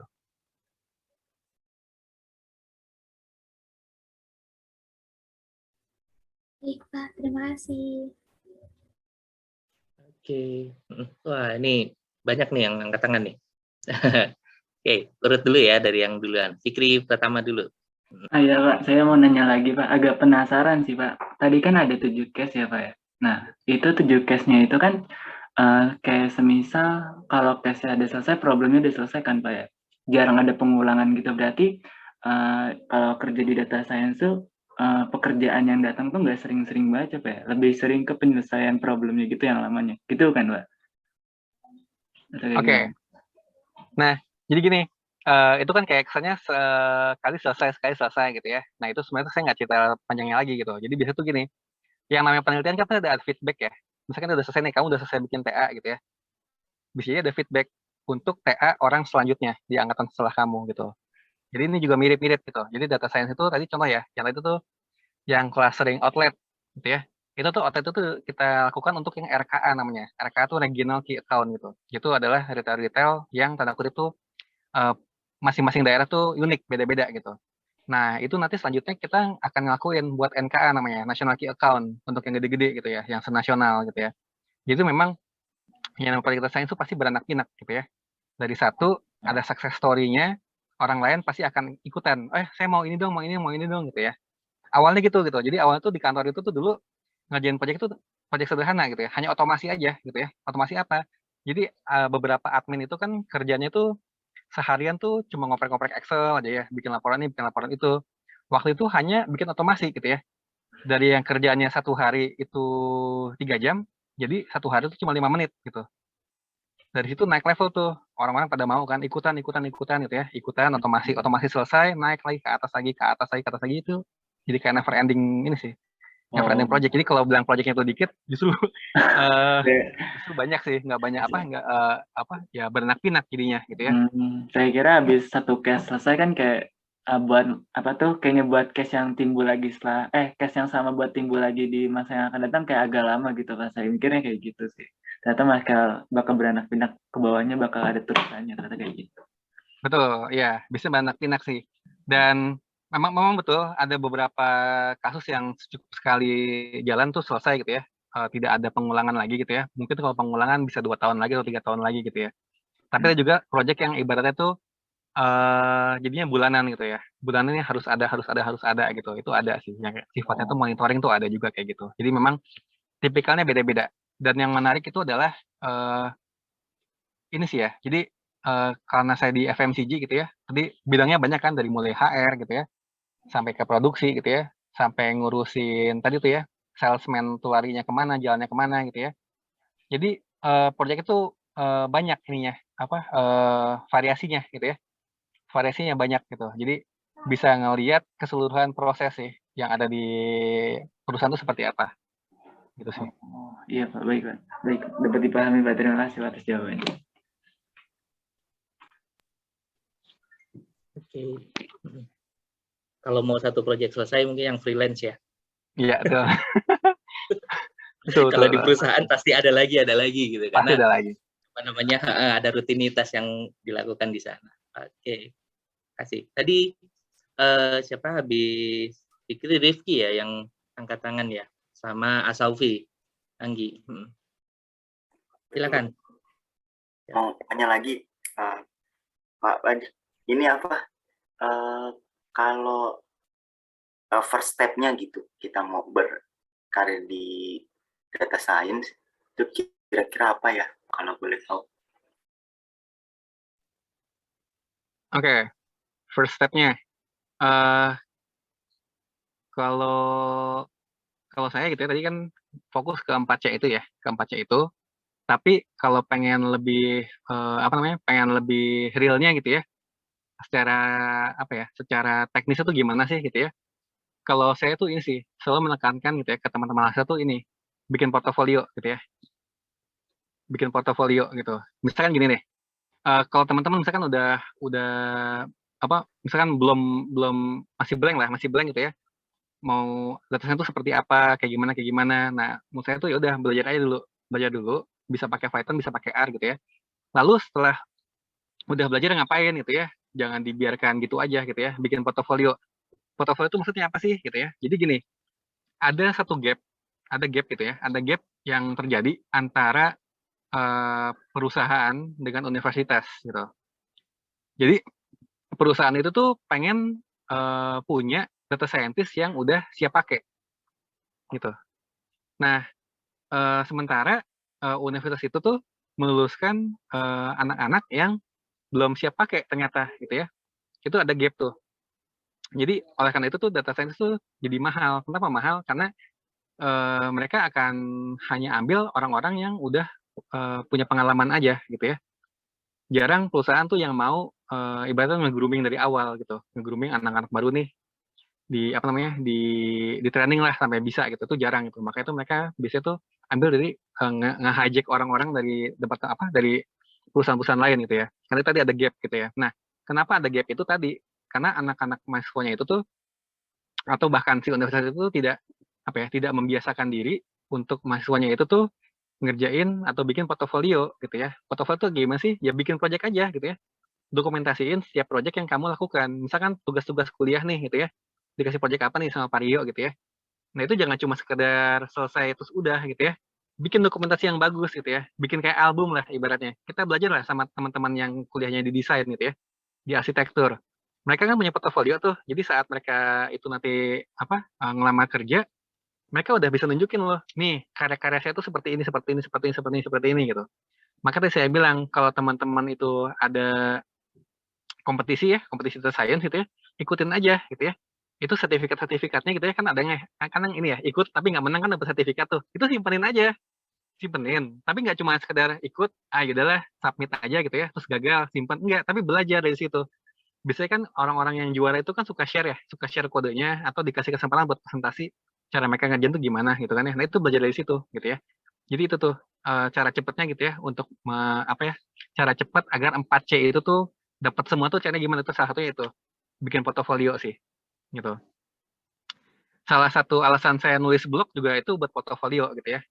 Jadi kalau ada project-project iseng gitu ya, saya taruh di blog aja gitu ya. Itu buat portofolio juga sebenarnya gitu ya. Dan bentuknya macam-macam ya portofolio ya. Kalau yang mau rapi ya itu tuh bikin kayak semacam showcase gitu ya. Ini contoh nih tadi nih presentasi ini juga sebenarnya portofolio juga gitu. Ini kan kayak showcase kan portofolio juga gitu. Jadi ya sesimpel itu. Mau bikin yang detail silahkan, mau bikin yang sifatnya kayak gini nih showcase ini ya silahkan gitu. Tapi yang jelas itu tuh bisa jadi nilai tambah saat nanti teman-teman tuh tanyain, kamu kemarin pas kuliah ngapain aja gitu, atau kamu data science tuh pernah ngapain aja, bisa apa aja. Nah itu bisa diceritain sih gitu.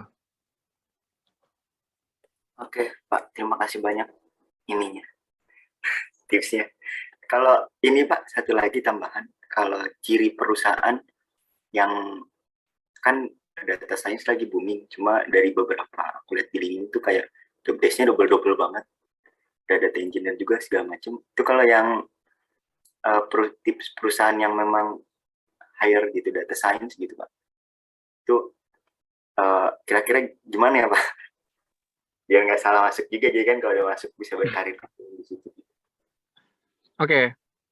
Kan kita udah tahu ya, kadang sebenarnya ada 3 ya. Kalau data kan ada 3 tuh semua tuh yang gedenya ya.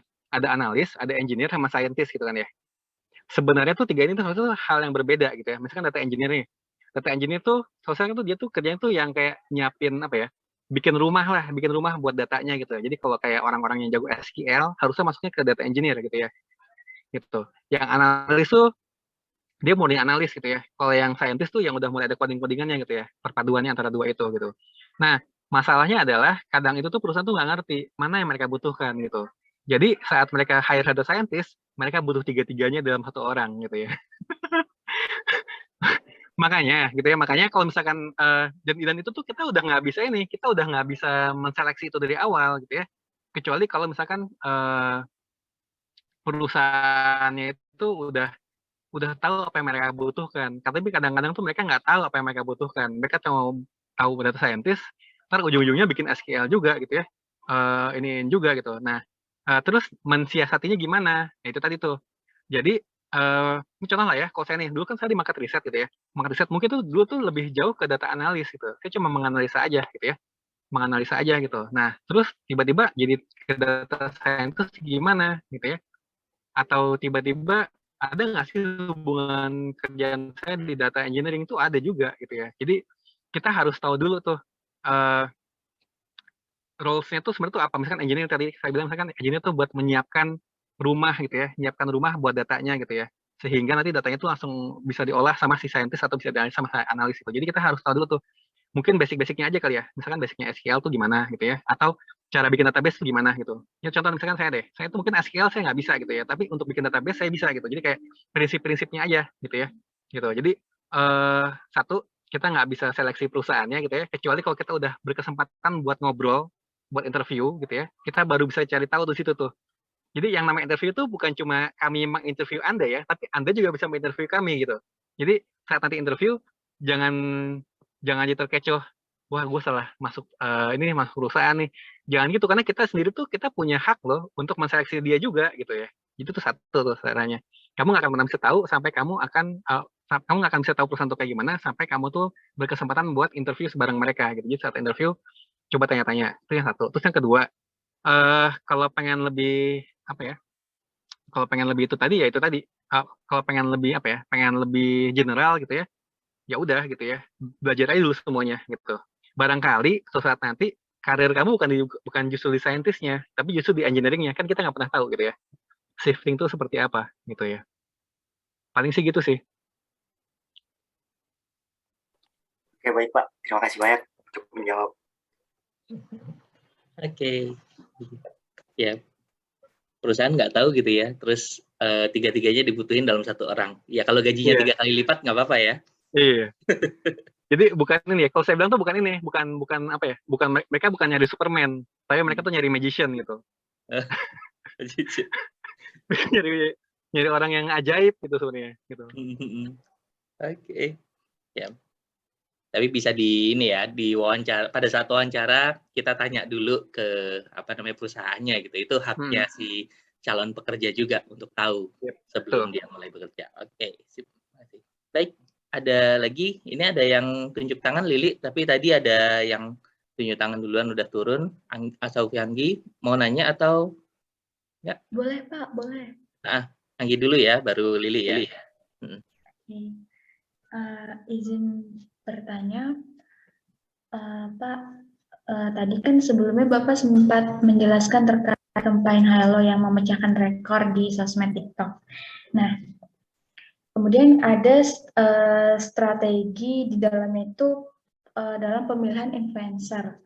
Nah, sedangkan sekarang-sekarang ini banyak pebisnis yang berusaha menggunakan influencer, namun mereka itu gagal gitu. Jadi ujung-ujungnya mereka seperti membakar uang gitu kan Pak, karena mereka belum tahu gimana cara memilih influencer yang tepat, di mana influencer itu kan banyak, ada selebgram, seleb-tweet, youtuber, blogger gitu kan, dan ada beberapa macam platform yang terkadang mereka ini disebutnya selebgram, tapi mereka ini lebih hype-nya di sosmed TikTok gitu Pak. Nah, gimana perusahaan atau pebisnis itu bisa menentukan yang tepat berdasarkan pendapat Bapak saja gitu, secara ringkas gitu Pak, menggunakan bahasa yang bisa kami mengerti. Terima kasih. Oke, thank you. Nah ini menarik pertanyaannya nih. Jadi gini, dulu ya pertama kali muncul istilah selebgram, terus orang tuh mulai masuk ke digital marketing, ke digital gitu ya, menggunakan sosmed ini, itu orang tuh lebih terpaku sama banyaknya followers gitu. Jadi orang dengan followers paling tinggi gitu ya, itu yang didekati gitu ya. Misalkan kita pengen mengiklankan apa gitu ya, langsung ke Raffi Ahmad gitu ya, ke Nagita Slavina gitu ya, atau ke Deddy Corbuzier gitu ya, atau kemana lah gitu ya, yang punya followernya banyak gitu ya. Tapi sepanjang perjalanan orang sekarang udah lebih ngeh gitu ya. Orang dengan followers tinggi belum tentu engagementnya bagus gitu ya. Maksud engagement itu apa? Engagement itu bisa dihitung dengan cara jadi gini. Misalkan follower kamu 1 juta gini ya. Follower kamu 1 juta gitu. Terus kamu posting, tolong ya minum teh ini gitu. Nah, mungkin 1 juta orang itu bisa ngelihat postingan kamu gitu ya. Nah, itu makanya namanya reach gitu. Jadi ada followers, ada yang namanya reach. Reach itu tuh seberapa banyak orang yang melihat postingan kamu. Nah, ada yang namanya engagement. Engagement itu apa? Engagement itu diukur dari seberapa banyak orang yang nge-like atau orang yang komen gitu. Nah, sekarang itu tuh orang pebisnis tuh sekarang udah lumayan ngeh gitu ya, bahwa follower yang tinggi itu belum tentu engagement-nya bagus gitu.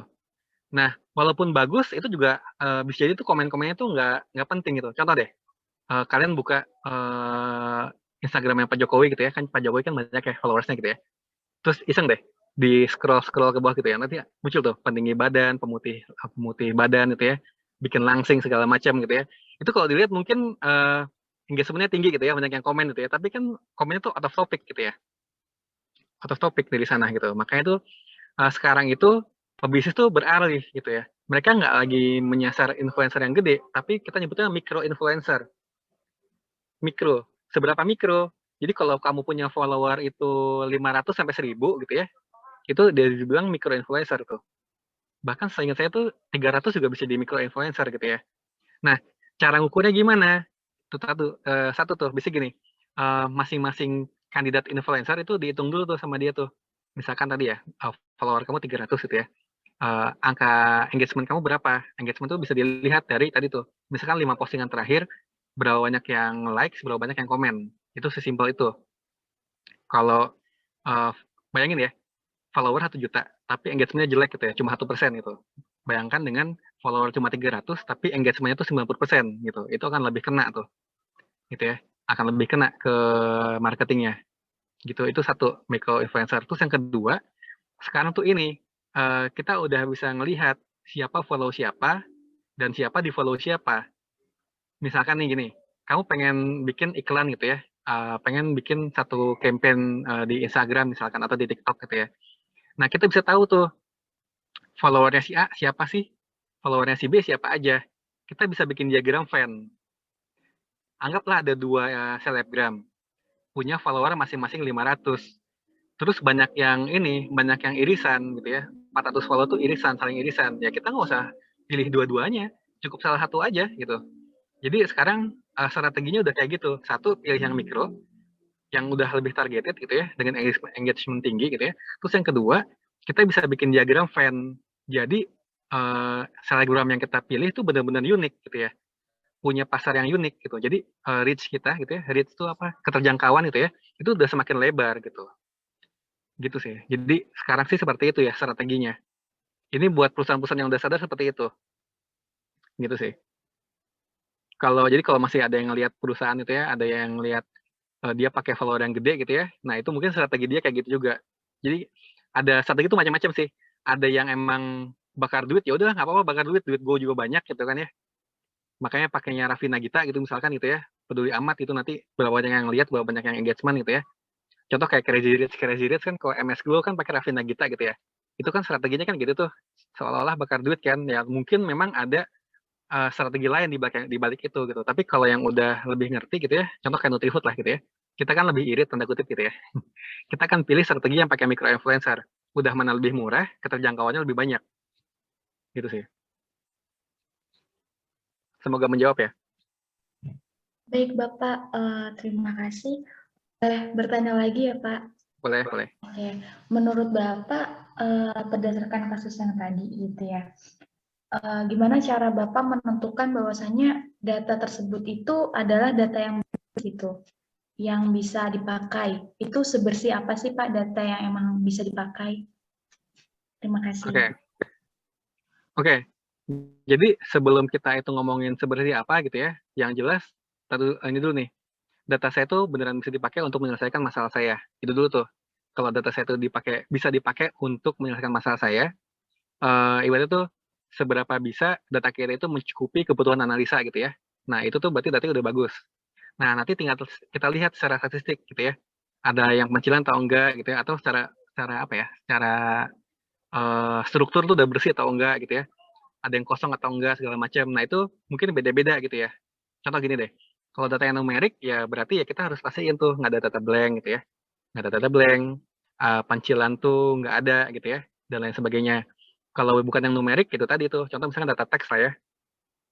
Kalau teks misalkan kita pengen bikin sentimen atau segala macam, itu kan pasti kan ada pre-processingnya kan gitu. Jadi masing-masing tuh memang punya caranya masing-masing sih gitu. Tapi kalau saya sih gini ya, alih-alih ke statistiknya, saya sih lebih suka bahwa data yang saya pakai itu tuh beneran bisa menyelesaikan masalah saya.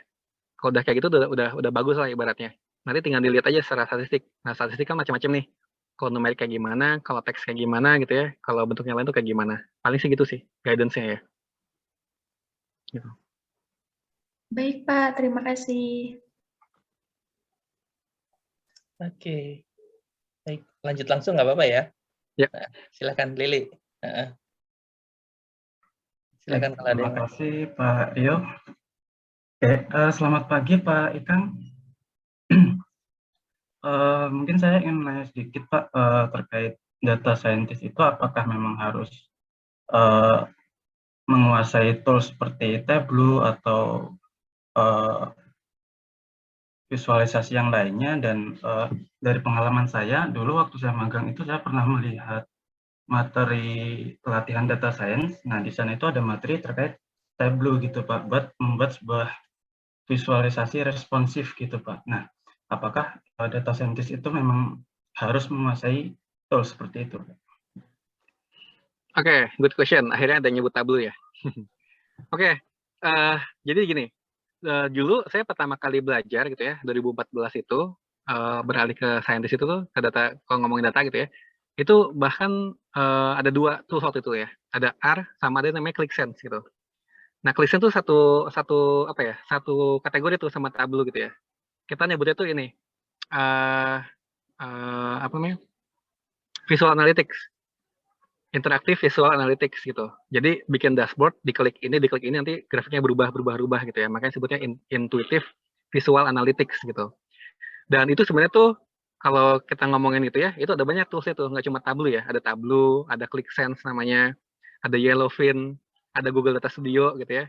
Ada mungkin kalau yang pakai Microsoft gitu ya, ada yang namanya tuh Microsoft tuh adalah yang dari bawaan 365 gitu ya. Saya lupa namanya itu apa. Jadi kalau mungkin di kampus yang pakai Microsoft, coba diulik-ulik ya, barangkali ada gitu ya. Itu ada gitu. Jadi nggak cuma Tableau gitu ya. Nah, itu tuh sebenarnya kalau saya bilang ya, itu tuh larinya itu bukan ke scientist, justru lebih ke analytics gitu ya.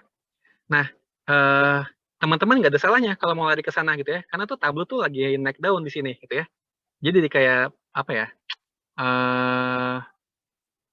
Pemegang satu-satunya lah yang terbesar lah ya, si Tableau itu gitu ya, walaupun 365 tuh banyaknya dipakai di Indonesia, tapi Tableau itu yang paling laris dipakai buat data visualisasi gitu ya, buat bikin dashboard gitu. Kalau kamu buka situs COVID-19, kawal COVID gitu ya, atau COVID-19-nya Indonesia gitu ya, itu bikinnya pakai Tableau gitu. Coba deh buka deh COVID-19 atau yang Provinsi Jakarta atau yang nasional, itu bawahnya coba baca deh, powered by Tableau deh kalau seingat saya gitu ya. Jadi balik lagi ke pertanyaannya, kalau Tableau itu sebetulnya larinya ke data analis gitu ya, tapi si Tableau tuh dia bisa inject beberapa script R sih di sana gitu ya, buat bikin model gitu. Nah, perlu nggak belajar itu?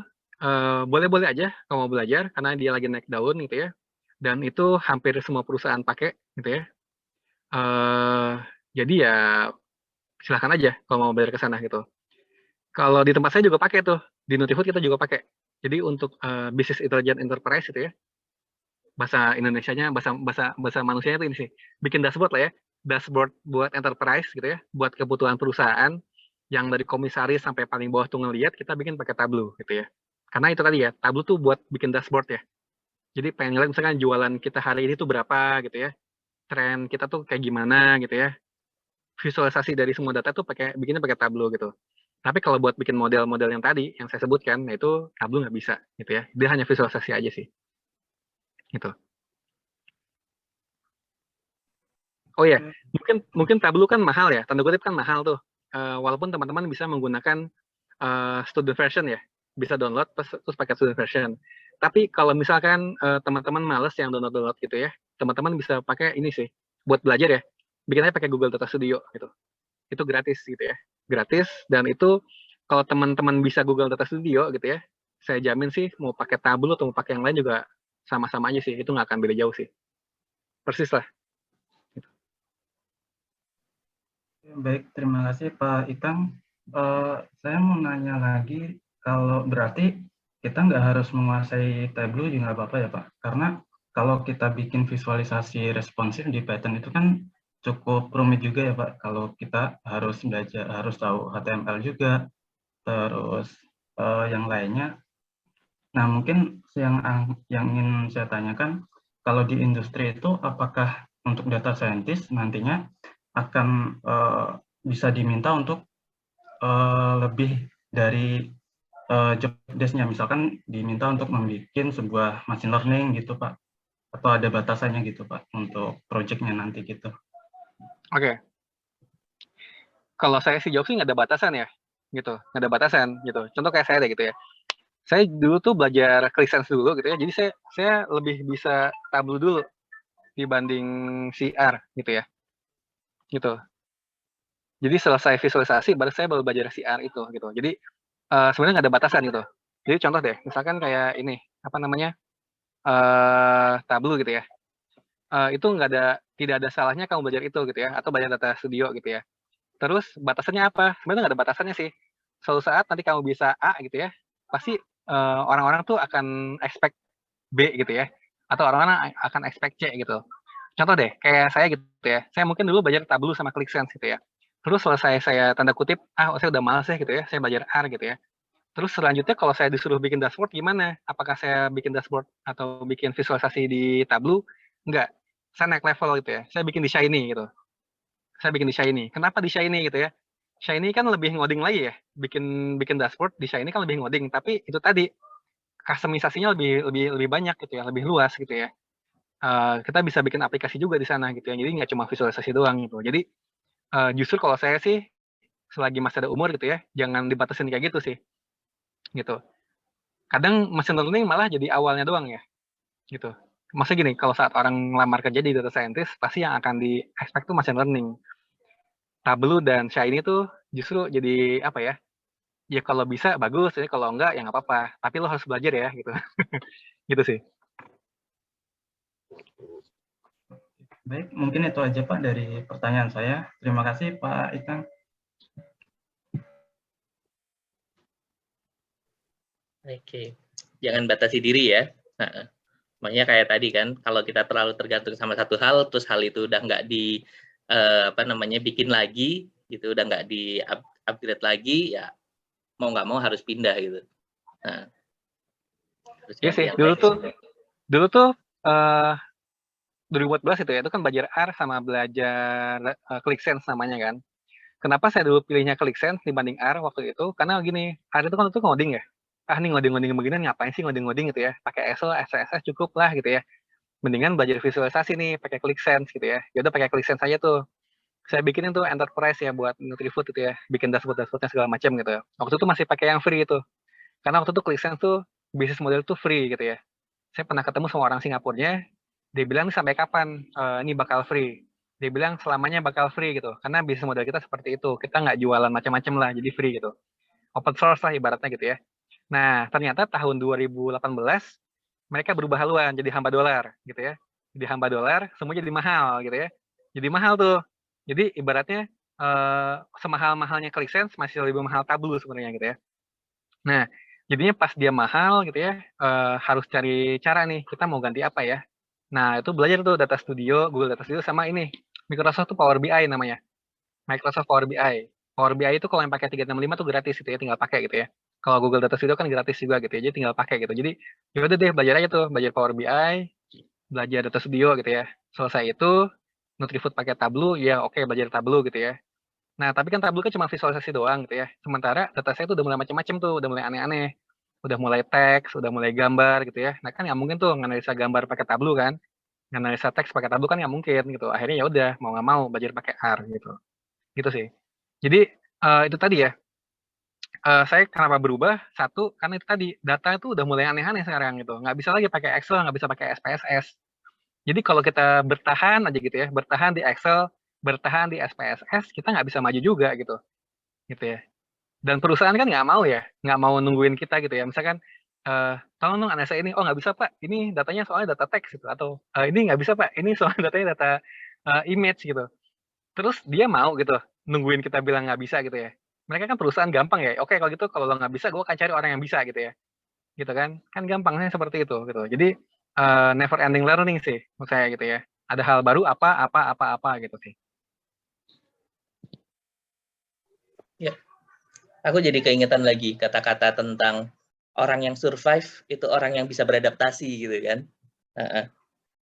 Ya, jadi belajar terus supaya ya ngikutin zaman. Tapi secara konsep kan nggak akan berubah banyak ya. Kayak tadi udah belajar Data Studio, ya mau pindah ke Tableau, mau pindah ke apa, konsepnya akan mirip-mirip, cuma beda. Sama kayak programming juga kan. Nah, udah bisa bahasa Java atau C, mau pindah ke yang lain ya akan lebih mudah. Itu udah punya basic. Oke, makasih. Ada lagi yang lain?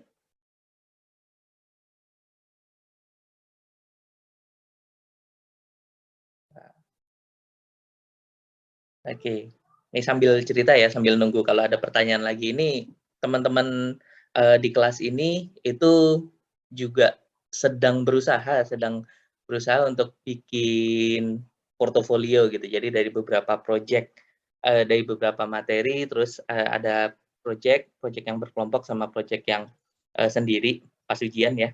Ujiannya saya ngasih project. Itu apa namanya, mereka moga-moga selain jadi latihan, itu juga bisa jadi portofolio juga. Cuma tinggal nanti di apa, kalau sarannya dari Pak Ikang tadi, itu berarti dirapihkan, dibikin apa, showcase gitu atau dibikin portofolio ya. Oke. Supaya gampang kalau cerita lagi nanti, oh dulu saya pernah ini gitu. Oke. Nah, ayo, ada lagi yang mau ditanyakan? Pertanyaan terakhir deh, karena ini udah jam 9.40 ya. Kalau misalnya masih ada, saya beri kesempatan. Kalau misalnya enggak, nanti akan saya tutup untuk sesi pagi ini.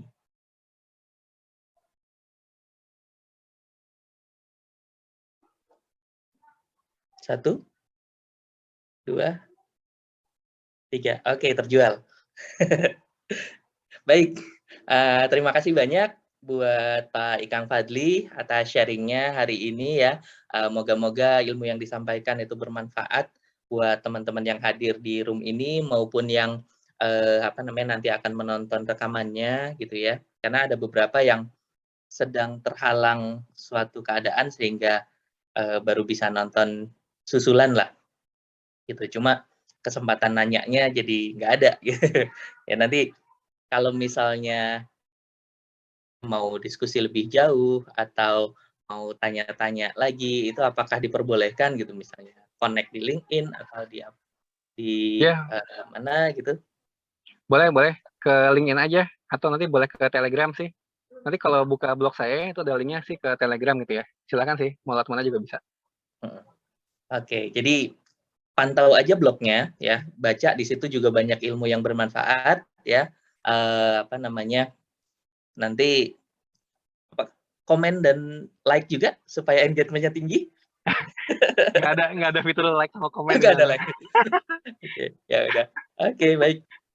Apa namanya? Moga-moga nanti kita bisa sharing-sharing lagi ya. Apa namanya?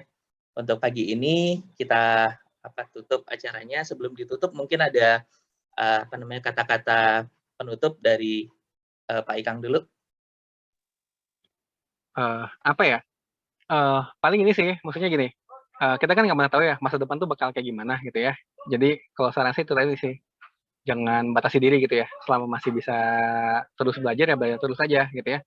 Karena ini ada hal yang menarik nih. Di kantor kan kita bikin kelas buat R gitu ya. Kelas buat R gitu. Yang ikut macam-macam tuh. Dari mulai levelnya penyelia gitu ya. Admin sampai ke manajer. Sampai ke div head juga ada gitu. Terus dari yang muda gitu ya. Dari yang muda sampai ke yang paling tua lah ibaratnya gitu ya. Yang 40-50 tuh juga ada gitu. Hal yang menarik adalah justru yang ngikutin kelas dari awal sampai akhir, yang rajin lah ibaratnya gitu ya. Dan yang bikin project sampai selesai itu adalah yang tua-tua gitu ya. Yang tua-tua dan yang tanda kutip tuh levelnya lebih tinggi gitu ya. Level tinggi kan sibuknya lebih heboh lagi ya gitu ya. Tapi mereka selesai gitu. Mereka selesai bikin project dan menarik gitu. Terus pas kita coba tanyain gitu sama tim HR gitu ya. Itu tadi gitu ya. Jiwa never ending learning tuh mereka masih ada gitu, jiwa juangnya gitu ya. Jadi justru yang muda-muda tanda kutip malah kesalip gitu ya. Mungkin ngerasa ini mah gampang nih bisa nih apa gitu ya. Jadi itu sih jangan sampai kayak gitu gitu karena ya kita nggak pernah tahu sih masa depan tuh bakal kayak gimana gitu ya. Apalagi kan sekarang kan data di mana-mana gitu ya. Apalagi kalau orang bilang tuh sekarang ngambil keputusan pakai data gitu ya. Ya sekarang buktikan aja gitu ya. Kali sih gitu sih. Oke, baik. Never ending learning ya. Oke, makasih. Baik, mari kita tutup bersama-sama dengan hamdalah dan doa penutup majelis. Alhamdulillahirabbil alamin. Subhanakallahumma wa bihamdika. Makasih banyak sekali lagi Bapak Ikang ya.